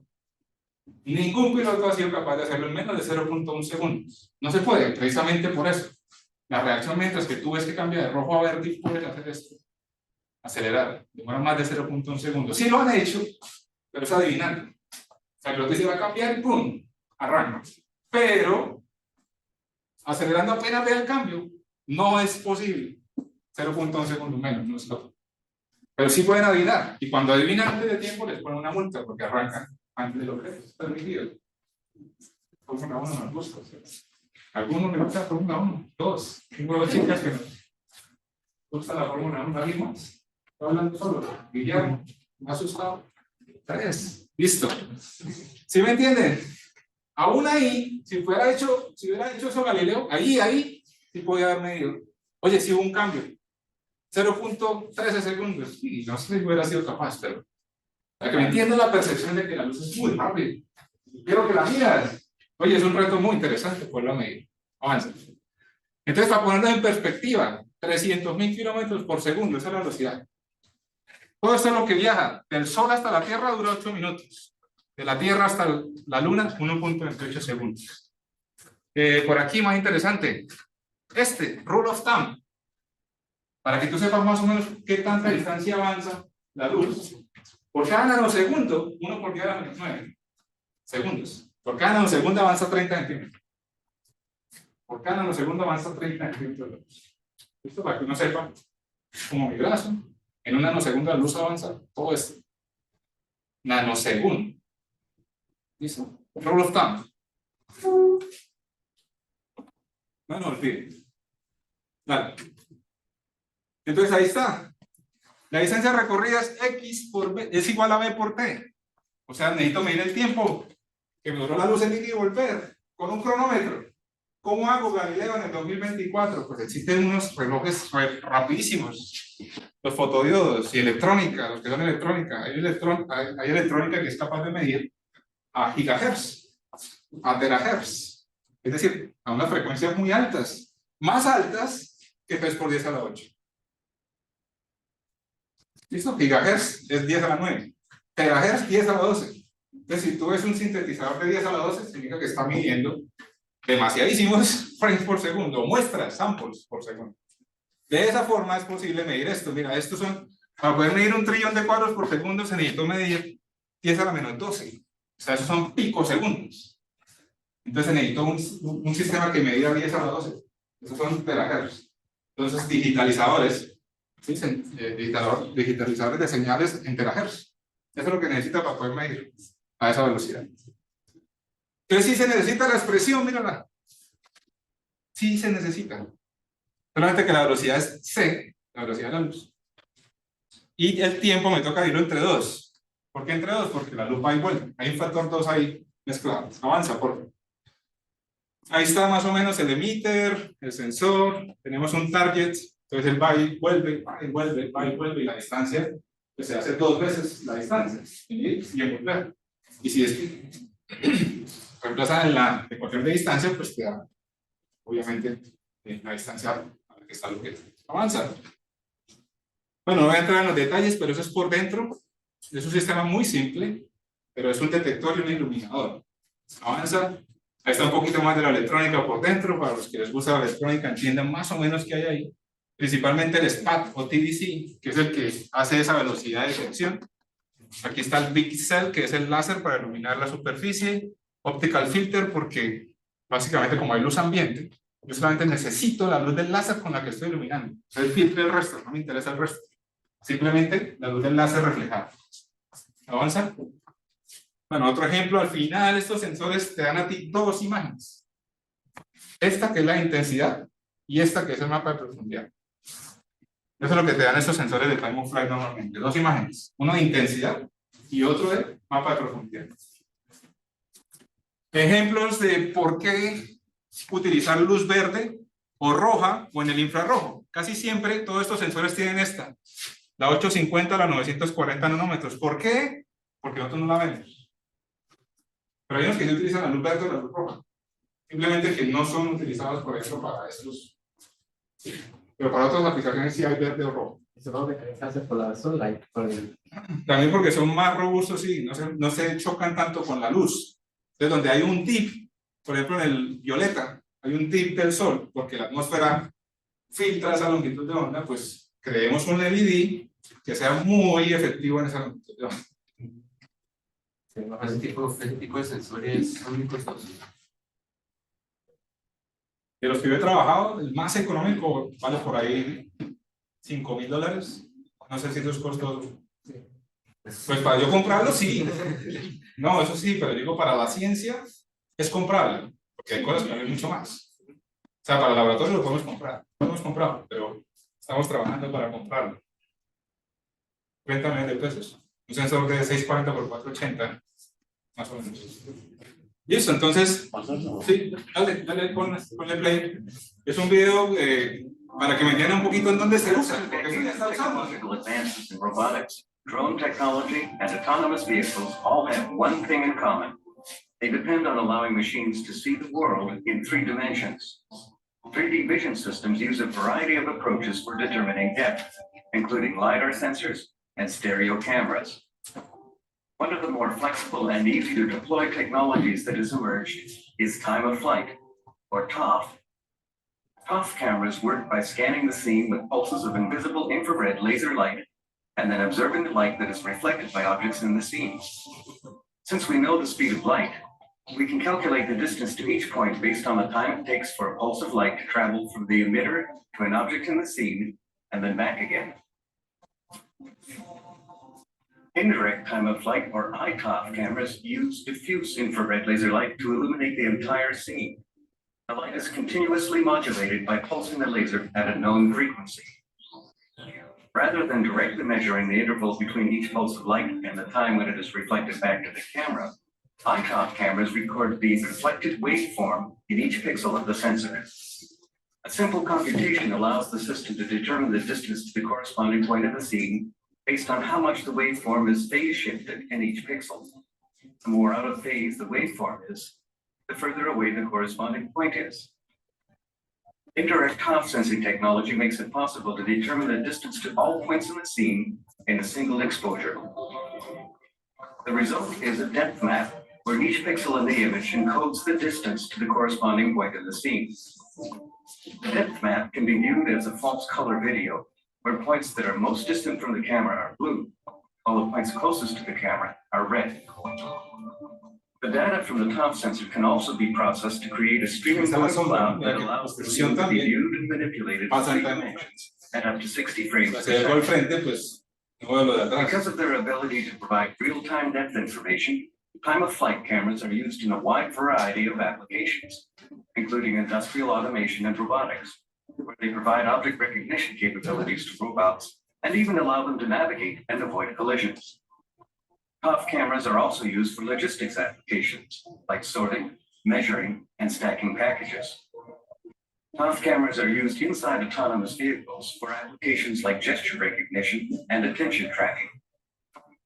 Time of flight cameras are even finding their way into retail stores where they are used for Creo que está people ahorita tracking por and contar tracking cuántas shoppers personas as they están move through the retail space. local, cuántas personas To entran, help cuántas support salen. vision system engineers who are developing new applications based on this technology, we've created a cloud development kit. Listo, ya puedes To avanzar. develop the path Así como hay Kinect 1, hay Kinect 2. Y el Kinect 2 vino con el Xbox 1. Sí. Qué nombres tan chistosos. El Xbox One no es el primero que salió, ¿no? ¿Cierto? Sí. Y el Kinect 2 vino con el Xbox One. Y el Kinect 1 vino con el Xbox 360. ¿Cierto?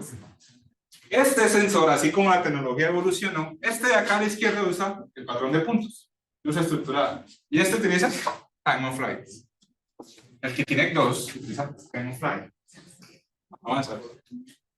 Y hay tres formas importantes de medirlo, no voy a entrar en los detalles. Una se llama DTOF o Direct Time of Flight, otra se llama ITOF o Indirect Time of Flight, y otra se llama Frequency Modulated Continuous Wave. También se puede hacer en frecuencia. Entonces hay tres formas de avanzar. Dependiendo de la aplicación, si tenemos Continuous Wave, vamos a tener cuántos frames por segundo podemos ver y qué tanta resolución podemos obtener en términos de segundos. Lo más que podemos hacer es interferometría, 10 a la menos 15.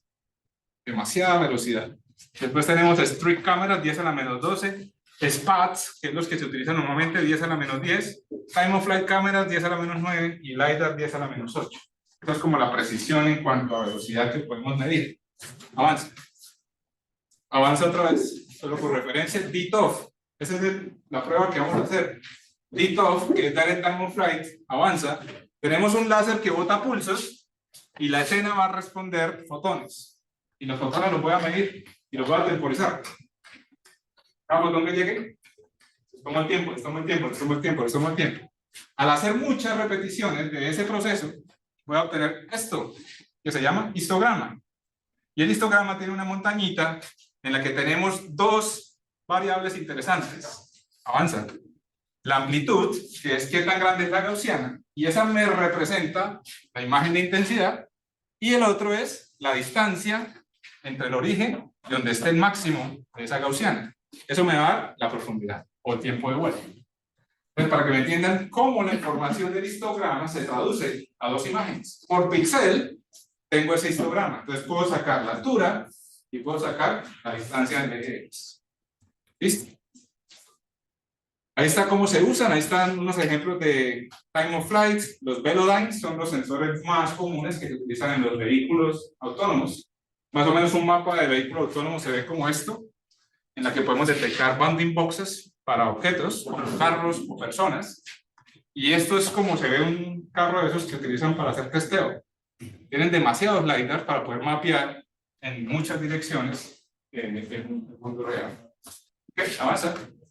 Y también se utilizan aviones para poder mapear el planeta, la altura del planeta. Se utiliza con sensores LiDAR. Entonces, en un avión se pone un sistema de estos y se pasa al avión y se hace un mapa como estos de los de arriba, que si lo vemos desde abajo o lateralmente, podemos ver las alturas de los objetos del planeta. LiDAR, avanza. También, por ejemplo, si queremos medir las alturas de estos árboles, hay gente que va y mide los árboles, qué tan altos son. Para en California, en África, también hay unos árboles muy grandes que intentan saber qué tantos son, qué tan grandes son. Y esas personas se suben así a medirlo. ¿Qué pasa si ahora hacemos un vuelo y medimos la altura de los árboles basado en tecnología? Oye, más inteligente, menos riesgo, para poderlo hacer y más rápido, obviamente. Avanza. Time of Flight indirecto. En indirecto, como decía el video, yo no mando pulsos, mando es una onda completa. ¿Y qué mido yo? La distancia que hay entre la onda que va y cuando se devuelve, eso genera un desfase. Porque la onda cuando interactúa con el medio pasan dos cosas. Uno, cambia de dirección. Y dos, se atenúa. Entonces hay dos cambios. Por eso la amarilla es más bajita y apenas llega a la superficie se refleja y cambia de dirección. Esa información significa fase. Y esa fase significa información de profundidad. Avanza, por favor. ¿Cómo se mide? Bueno, dentro de la animación, normalmente depende de 90, la sinusoidal cambia, ¿cierto? Y tenemos 4 momentos importantes de una sinusoidal, cada pi cuartos, ¿cierto? Hay cambios interesantes de la sinusoidal. Entonces yo mido 4 mediciones separadas por pi medios. pi medios, pi, 3 pi medios, 2 pi. Y con esas 4 medidas yo soy capaz de estimar la fase, calculando la cotangente de esa cociente que hay ahí. Y con la cotangente de ese cociente saco la fase. Y con la fase simplemente lo reemplazo en una ecuación que es muy sencilla, como la que está aquí a la derecha, en la que tengo la velocidad de la luz, 4pi porque tengo 2pi f, que es la frecuencia angular, 2 porque la luz va y viene, y phi que está ahí. Una ecuación simple. Ponga ahí el phi y ya. Tienes el tema. ¿Listo? Avanza, vamos terminando. Ese es un ejemplo de una imagen que se puede obtener con un sensor de ITOF. Indirect Time of Flight. Otros ejemplos de dónde puedes encontrar Time of Flight. Los delfines, hermosos delfines, utilizan algo que llama echolocation. Y es parecido al principio, pero lo hacen con ondas de sonido. ¿Cierto? Ellos chillan, hermoso, dicen, ay, tan bonito como chillan, pero es para que se puedan comunicar en el agua y saber que no hay alguien más cerca y se pueda chocar. Lo mismo los murciélagos, horribles. También tienen echolocation. Ellos no ven normalmente, sino que tienen, para poder mapear el planeta, utilizan ondas de sonido también. Es lo mismo, cómo rebotan las ondas si yo estoy emitiendo, es la forma de navegación. Y otros que están en radar, también, es el mismo principio. Tú mandas una onda, y depende de cómo se refleje, yo soy capaz de decir si hay un objeto, si no hay un objeto, qué tan grande es, qué tan rápido viene. El mismo principio, también se usa en otras áreas. Ya creo que es la última. Hands-on Active Data Imaging. Perdón que solo me quedan 20 minutos, pero es que está muy interesante. ¿Más preguntas? Preguntas, por favor. ¿Por qué a diferencia de como te dicen para objetos a larga distancia, esto no se usa para larga distancia? Sí, se puede ver hasta 300 o 400 kilómetros de distancia maestra. Sí, ha sido demostrado. Solamente que como es detectable, como es óptico, es detectable. Entonces, normalmente al enemigo no le gusta que uno lo detecte. El radar no es detectable. El radar no es tan detectable porque la onda que mandan se puede tener un shape que haga como si fuera natural. Entonces, por eso prefieren radar. ¿Más preguntas? También que la longitud de onda es más ancha, entonces como el radio también puede avanzar más. Bueno, mira, ¿más preguntas? ¿Más preguntas? ¿Más preguntas? No más. Bueno, espero que les haya parecido muy interesante. Es un tópico y lo más interesante es que todos trabajamos. ¿Les gustó este? Ojalá que sí, hay proyectos en todas las áreas. Por favor, Rami y Cristian. Lo mismo, entramos al GitHub, ya saben cuál es el procedimiento, intentemos hacer lo mejor posible en estos 20 minutos. El que se quiera o pueda quedarse un poquito más, no va a perder sus 10 minutos más que nos regalen la sesión. Para que veamos a ver qué podemos hacer de interesante. Hay dos notebooks interesantes que prepararon sus compañeros. Ramiro hizo el de lucha estructurada y Cristian hizo el de Time of Flight. Hay 3 simulaciones, una de lucha estructurada y dos de Time of Flight directo, Time of Flight indirecto.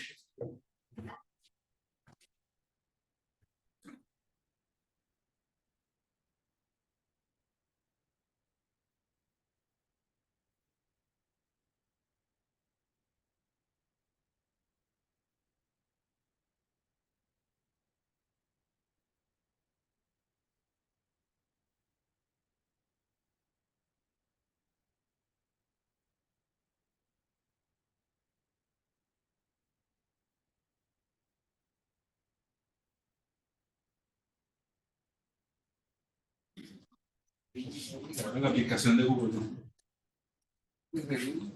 Sí. El email. En tu celular tienes que ver el email.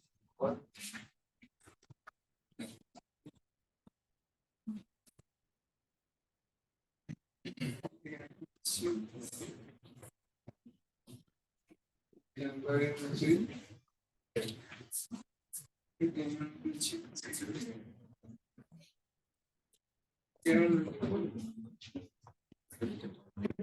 el repo está? ¿Ya está sincronizado en el repo o no? ¿Sí está? Sí. Ok, entonces vamos sincronizando, ya saben cómo hacer, actualizar el form. Y vamos mirando, hay 2 notebooks separados, ¿cierto? Creo que son 2 notebooks separados. Sí, señor. Primero vamos a ver el de luz estructurada, si quieren vayan ejecutándolo, por favor, para que para que también lo empiecen, que no sepan en qué consiste. Y después vamos a ver, primero de luz estructurada y después de plan.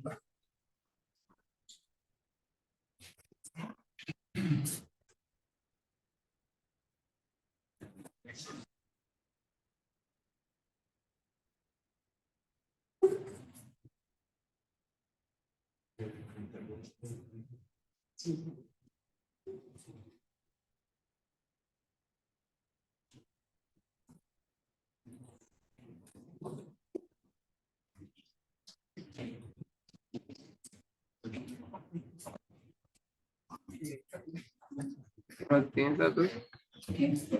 Van ejecutando porque creo que la primera se demora un poquito. La primera y la segunda, siguiendo los datos. Sí, está bien, se demora un poquito, pero lo pueden adquirir. Pueden adquirir, no, vayan ejecutándolo para que.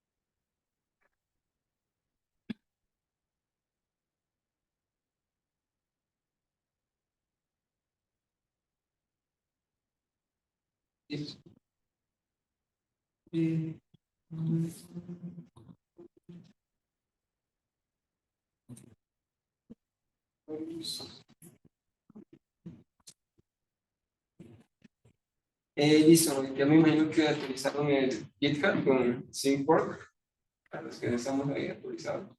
Entonces, lo mismo de siempre, vamos a la sesión número 6, la parte 1.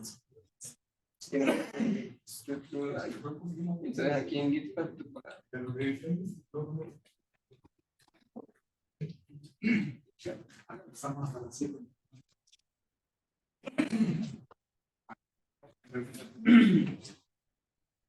listo, entonces para el hands-on, o la parte que vamos a presentar el notebook, se viene conociendo como las imágenes de profundidad activa con luz estructurada. Me imagino que bueno, ya fueron ejecutando todas las celdas, lo más importante para que vayan cambiando los valores. Y primero que todo, la motivación para utilizar luz estructurada, pues vimos todas las aplicaciones que el profesor les llegó a mostrar, de pronto con la Kinect de Xbox y todo el mundo que contiene la visión por computadora. Aquí otra vez para tener en cuenta el pipeline de que en luz estructurada se tiene que tener en cuenta un proyector. Entonces recordando que en vez de 2 cámaras, puede ser una cámara y un proyector. O un proyector y 2 cámaras. ¿Para qué? Para que el proyector pueda transmitir esa luz con la que vamos a hacer la obtención del mapa de profundidad en 3D o la nube de puntos. Y entonces en ese orden de ideas, adelantando un poco, cuando ya se encargan esas celdas, se encargan las librerías y ejecutamos las funciones necesarias, vamos a la primera parte, que es de calibración y rectificación. En esta sección, recordando un poco lo que fue la sesión pasada, utilizamos un tablero de ajedrez normal. Ahora les presento uno que se llama Charuco. Charuco, como su nombre lo indica, es chessboard más Aruco. ¿Qué es Aruco? Son marcas que se identifican para hacer calibración. Entonces con Charuco lo que hace es la combinación de esas marcas en el tablero de ajedrez para poder tenerlas en las superficies blancas. Entonces, como pueden ver, por ejemplo, aquí está la cuadrícula negra, aquí viene la cuadrícula blanca y dentro de la cuadrícula blanca tenemos la cuadrícula de Aruco. Entonces eso nos va a ayudar mucho a hacer el primer paso para obtener las fotografías, que es la calibración. Entonces, volviendo a entender un poco lo que es la calibración, tenemos que tener en cuenta que tenemos que tomar fotos. Tomar fotografías otra vez con el código que implementamos. Una vez que ustedes ya ejecutaron las celdas, esos datos se les van a guardar en esa carpetica. Como no he iniciado sesión, no se los podemos mostrar, pero cuando ustedes ejecutan las celdas de las funciones necesarias, los datos se guardan en la carpeta de archivos. Entonces ahí pueden ver todos los datos. Entonces lo que se extrae de esos datos son estas imágenes que hicimos hoy. Ese fue el hands-on que hicimos, por ejemplo, en la imagen izquierda.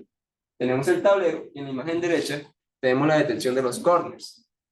Entonces, a la detección de los corners y se le asigna un ID. Como pueden observar, aquí tenemos la primera imagen, la segunda imagen, la tercera imagen, cuarta, quinta imagen y diferentes pruebas que hicimos para poder calibrar con las cámaras. Siguiendo a esto, en el segundo paso, vamos a hablar de la adquisición de patrones. El profesor les mencionó los patrones que tenían que ver con una cierta cantidad de bits. Entonces, lo que nosotros hicimos en ese caso fue tener esos patrones para poder iluminar o proyectarlo en el objeto. No les he dicho cuál es el objeto, es un objeto cualquiera. Entonces, como pueden observar en el notebook, en la que les estoy presentando, en la imagen izquierda, digamos que están los patrones de manera vertical. Entonces, esos patrones van a variar mucho. En ese ejemplo tenemos uno donde pues, se aprecian más patrones, tanto para vertical y horizontalmente. Entonces vamos a la captura de imágenes. En la captura de imágenes tenemos a nuestro personaje querido, a Goku. Entonces con Goku lo que hicimos fue montarlo en la escena, construir toda la escena, poner las dos cámaras, poner a Goku durante 3 libros, ponerlo en la pared y con el proyector hacer las franjas, que bueno, vienen siendo los patrones, proyectar los patrones y capturar las fotos. Entonces Goku está visto desde diferentes patrones y allí están las capturas de esas imágenes. Pero en ese caso, ahora yo les voy a presentar uno que es de un bolso.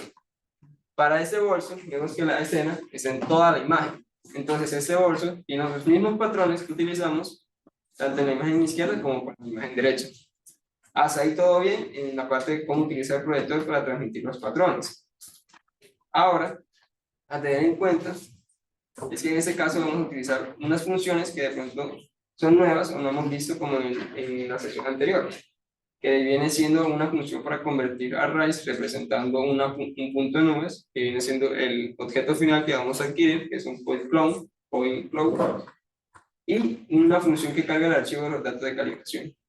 Lo demás de rectificación de los datos y hacer la rectificación de la escena es un poco de lo que vimos en la sesión anterior. Entonces acuerden que tenemos que transformar matrices, utilizar las imágenes para calibrarlas y después tener una rectificación. Y volviendo a lo que conocemos como disparidad, en este caso tenemos que tener en cuenta unos parámetros, y son los parámetros del proyector, tanto el proyector como lo de las cámaras. Entonces aquí, por ejemplo, hay una resolución de 2048 por 1500. Y entonces, teniendo eso en cuenta, se hace digamos, un cargue de datos con los datos de las fotografías, de las capturas de imágenes tomadas con el bolso, y se obtiene un archivo final de calibración, parecido al archivo que vimos en la sesión pasada que se llamaba SerioMat. Esa vez es un archivo .h5, que es ese que podemos observar aquí. Entonces cargamos una vez esos datos de las cámaras, hacemos unos pasos de codificación que son pues ya funciones de OpenCV, especialmente para luz estructurada. Hacemos la rectificación, una decodificación nuevamente, para finalmente obtener un mapa de disparidad. Y eso nos indica un mapa de disparidad para el bolso, y en este caso para la imagen izquierda. Y nos dice a partir de eso que el número de imágenes es 44. Que hay 44 imágenes, o capturamos 44 imágenes por la cantidad de franjas que había.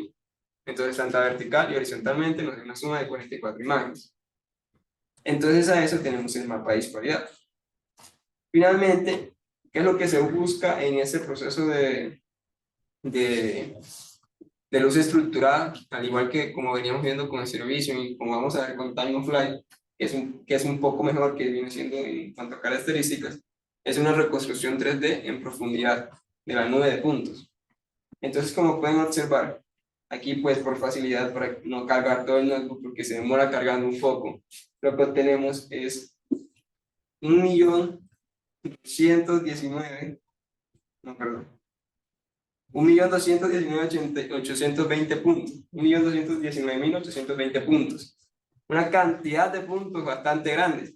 Entonces, como lo pueden ver, por eso es que la imagen izquierda, que es la del bolso, en profundidad, y la imagen derecha, se ve muy bonita, se ve muy perfecta, por la cantidad de puntos que hay. Y esa cantidad de puntos se obtiene también cambiando y rotando los valores de parámetros. Por ejemplo, esos valores de parámetros. son grandes para las imágenes que se adquirieron. Entonces, para tener pues una rotación de la nube de puntos, la voy a presentar desde VS Code, para que puedan ver cómo se observa.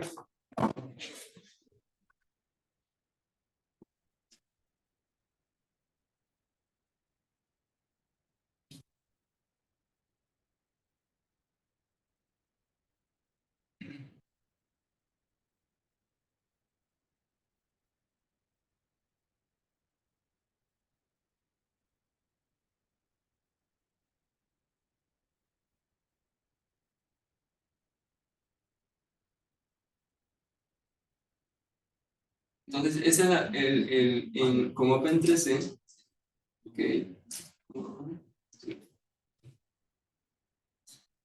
Listo.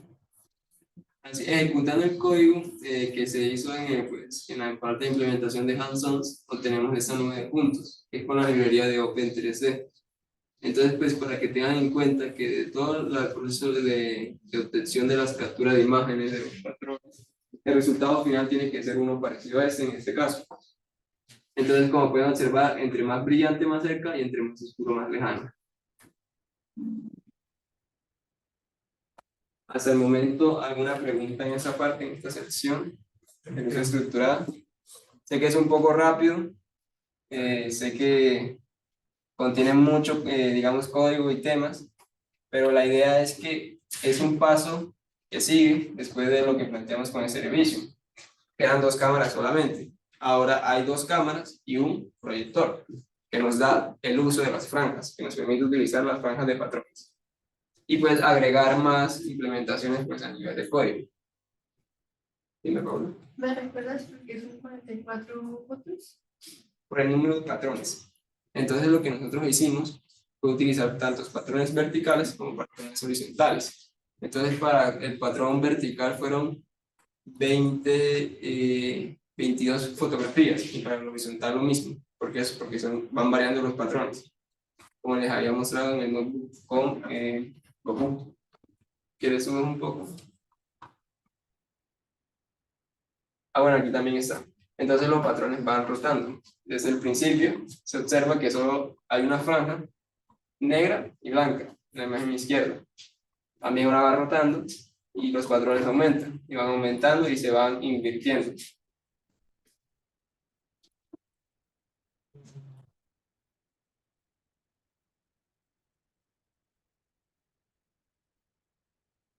En este entonces se utilizaron 11 imágenes, o sea, 11 bits.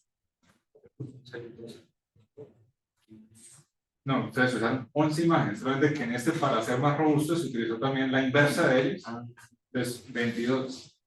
Y también se hizo horizontal el patrón, entonces 44. Y entonces hizo el movimiento que hicimos de los códigos binarios, 11 bits se utilizaron. La inversa es literalmente. Lo que es un... O sea, sí, ¿Dime? o sea, lo que hizo no es cero ahora. Sí, la inversa es eso, exacto. Haces 1 menos lo que haces. Entonces, el contrario también es. Eso es solamente para hacer robusto, porque tiene habrá 2 hasta 3 puntos por la misma combinación, entonces tienes más seguridad de que me diste el mismo punto. En los patrones veo que hay un patrón que es todo negro. Eso no tiene mucho sentido, porque el todo negro quedaría nada. El todo negro es solamente para condiciones reales, para saber el nivel de ruido que tiene la escena. Ah, ok. Entonces tienes como un baseline de, ok, en completa oscuridad el sensor como tal y el proyector no es negro. O sea, si tú proyectas negro, tú estás proyectando algo. O sea, me refiero a que si tú tienes un proyector algún día en tus manos y proyectas una imagen negra, el proyector está proyectando algo negro. No es no proyectando nada. Okay. Es totalmente diferente no proyectar nada a proyectar algo negro. ¿Por qué? Porque siempre hay una lucecita ahí detrás, como llamémoslo como un baseline, o sea, hay un DC, hay una gris, que no es negro, ausencia de color, es color negro.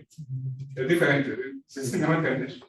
Es luz proyectando negro, eso es diferente a no proyectar nada. Entonces, por eso sí es necesario para hacer correcciones de niveles de ruido. ¿Listo, Cristian? Bueno, listo. Ahora para la parte de Time on Flight, si quieren, abran la carpeta que dice parte 2 de la misma sesión 6. Y pues este sería el notebook. Inicialmente el profesor hablaba de que existen varios tipos de medición de tiempo de vuelo. En este notebook vamos a trabajar solamente dos, que es el Indirect Time on Flight.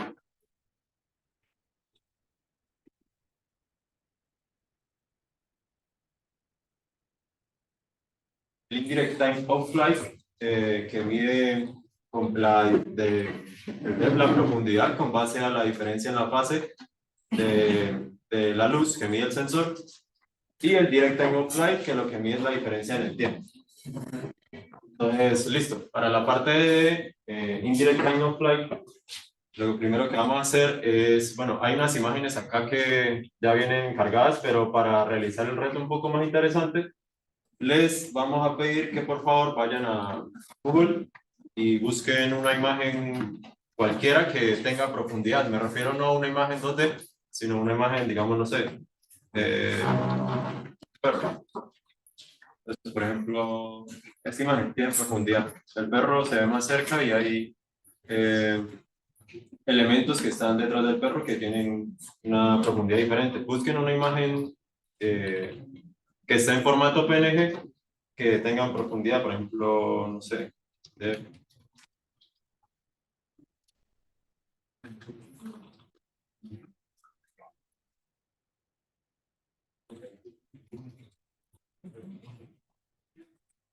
algo así, esta sería una buena imagen. Una vez tengan esta imagen, lo que van a hacer es ir a el siguiente URL, van a ir a Hugging Face,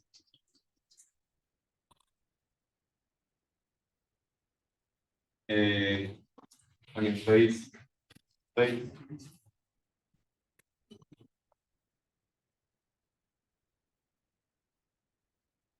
van a ir a Hugging Face Spaces y van a buscar el que dice, o el que tiene el nombre de, y van a clicar en este que se llama Dev Anything. En Google pueden buscar Hugging Face Dev Anything, Sí, y ya los lanza esa página. una vez ingresan al space de Dev Anything. Y en ese Hugging Face van a cargar la imagen que acabaron de descargar. Yo, por ejemplo, voy a trabajar con esto. Entonces, una descarguen la imagen que ustedes quieran, la que a ustedes más les guste, cualquiera. La página de Hugging Face es para que generemos el depth map que vamos a utilizar para Time on Flight.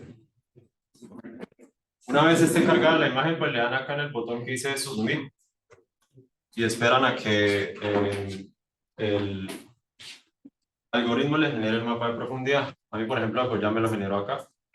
Una vez ya lo tengan, acá aparece un botoncito en donde dice como el tamaño de la imagen, le dan ahí, lo descargan el mapa de profundidad, se descarga como un archivo PNG. Una vez tengan ese archivo PNG, pues lo que van a hacer es cargarlo acá al... Bueno, creo que les va a pedir a inicio de sesión, obligatoriamente.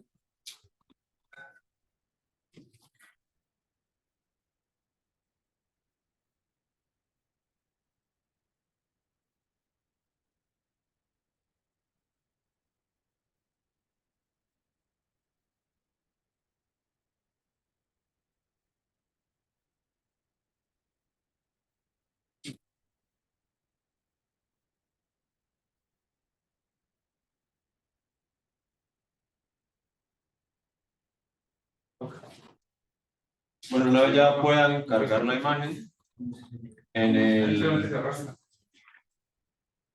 el Colab simplemente van a colocar la imagen del mapa de profundidad que les generó el space de Hugging Face.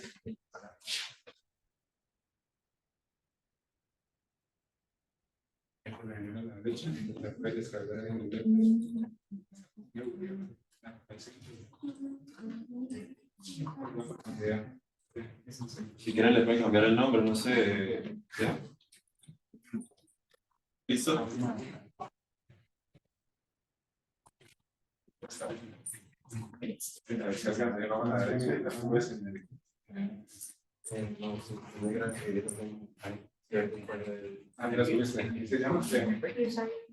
Sí, hacer la moto. El space para Es cambiar el nombre. Cambiar el nombre de la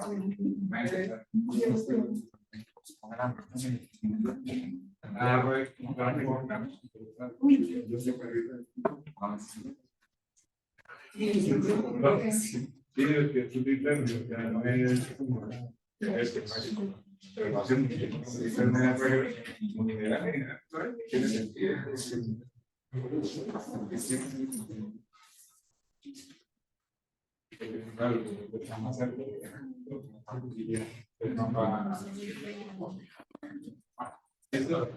¿Ya tienen cargada la imagen?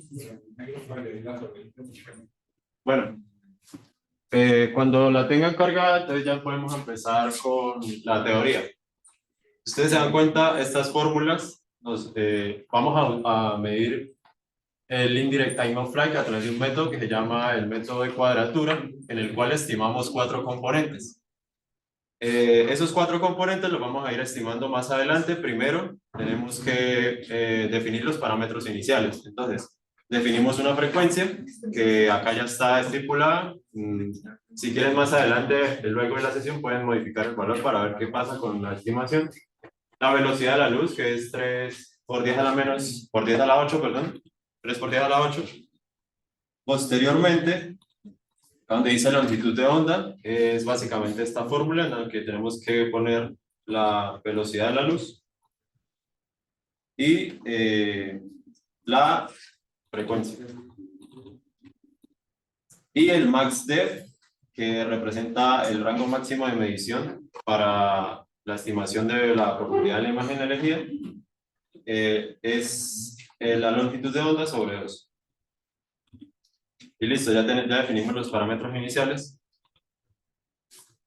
Posteriormente, la imagen que nos generó el space la vamos a poner acá, copiar ruta, después de haberla subido, y la vamos a colocar acá en esto de cb.inrit para trabajar con la imagen que acabamos de generar. Una vez ya la tengamos aquí, entonces básicamente acá lo que estamos haciendo es normalizarla, porque el space nos da la imagen en una escala muy grande, entonces lo que estamos haciendo es normalizar la imagen. Y posteriormente vamos a encontrar una variable que se llama phase image, que es con lo que vamos a trabajar y con lo que vamos a hallar los componentes de cuadratura. Entonces esto es, la fórmula de esto está por acá, D representa la imagen, que sería depth image. Y dividido entre lambda, que es la longitud de onda. Ahí puedes parar para que estemos todos ahí. ¿Listo? Entonces, todos los nones reemplazándolos, como eso diría, basados en las fórmulas que están. En la primera, reemplazar un wavelength por velocidad de la luz sobre frecuencia. Déjalo. Para que ya grabar. Ah, sí.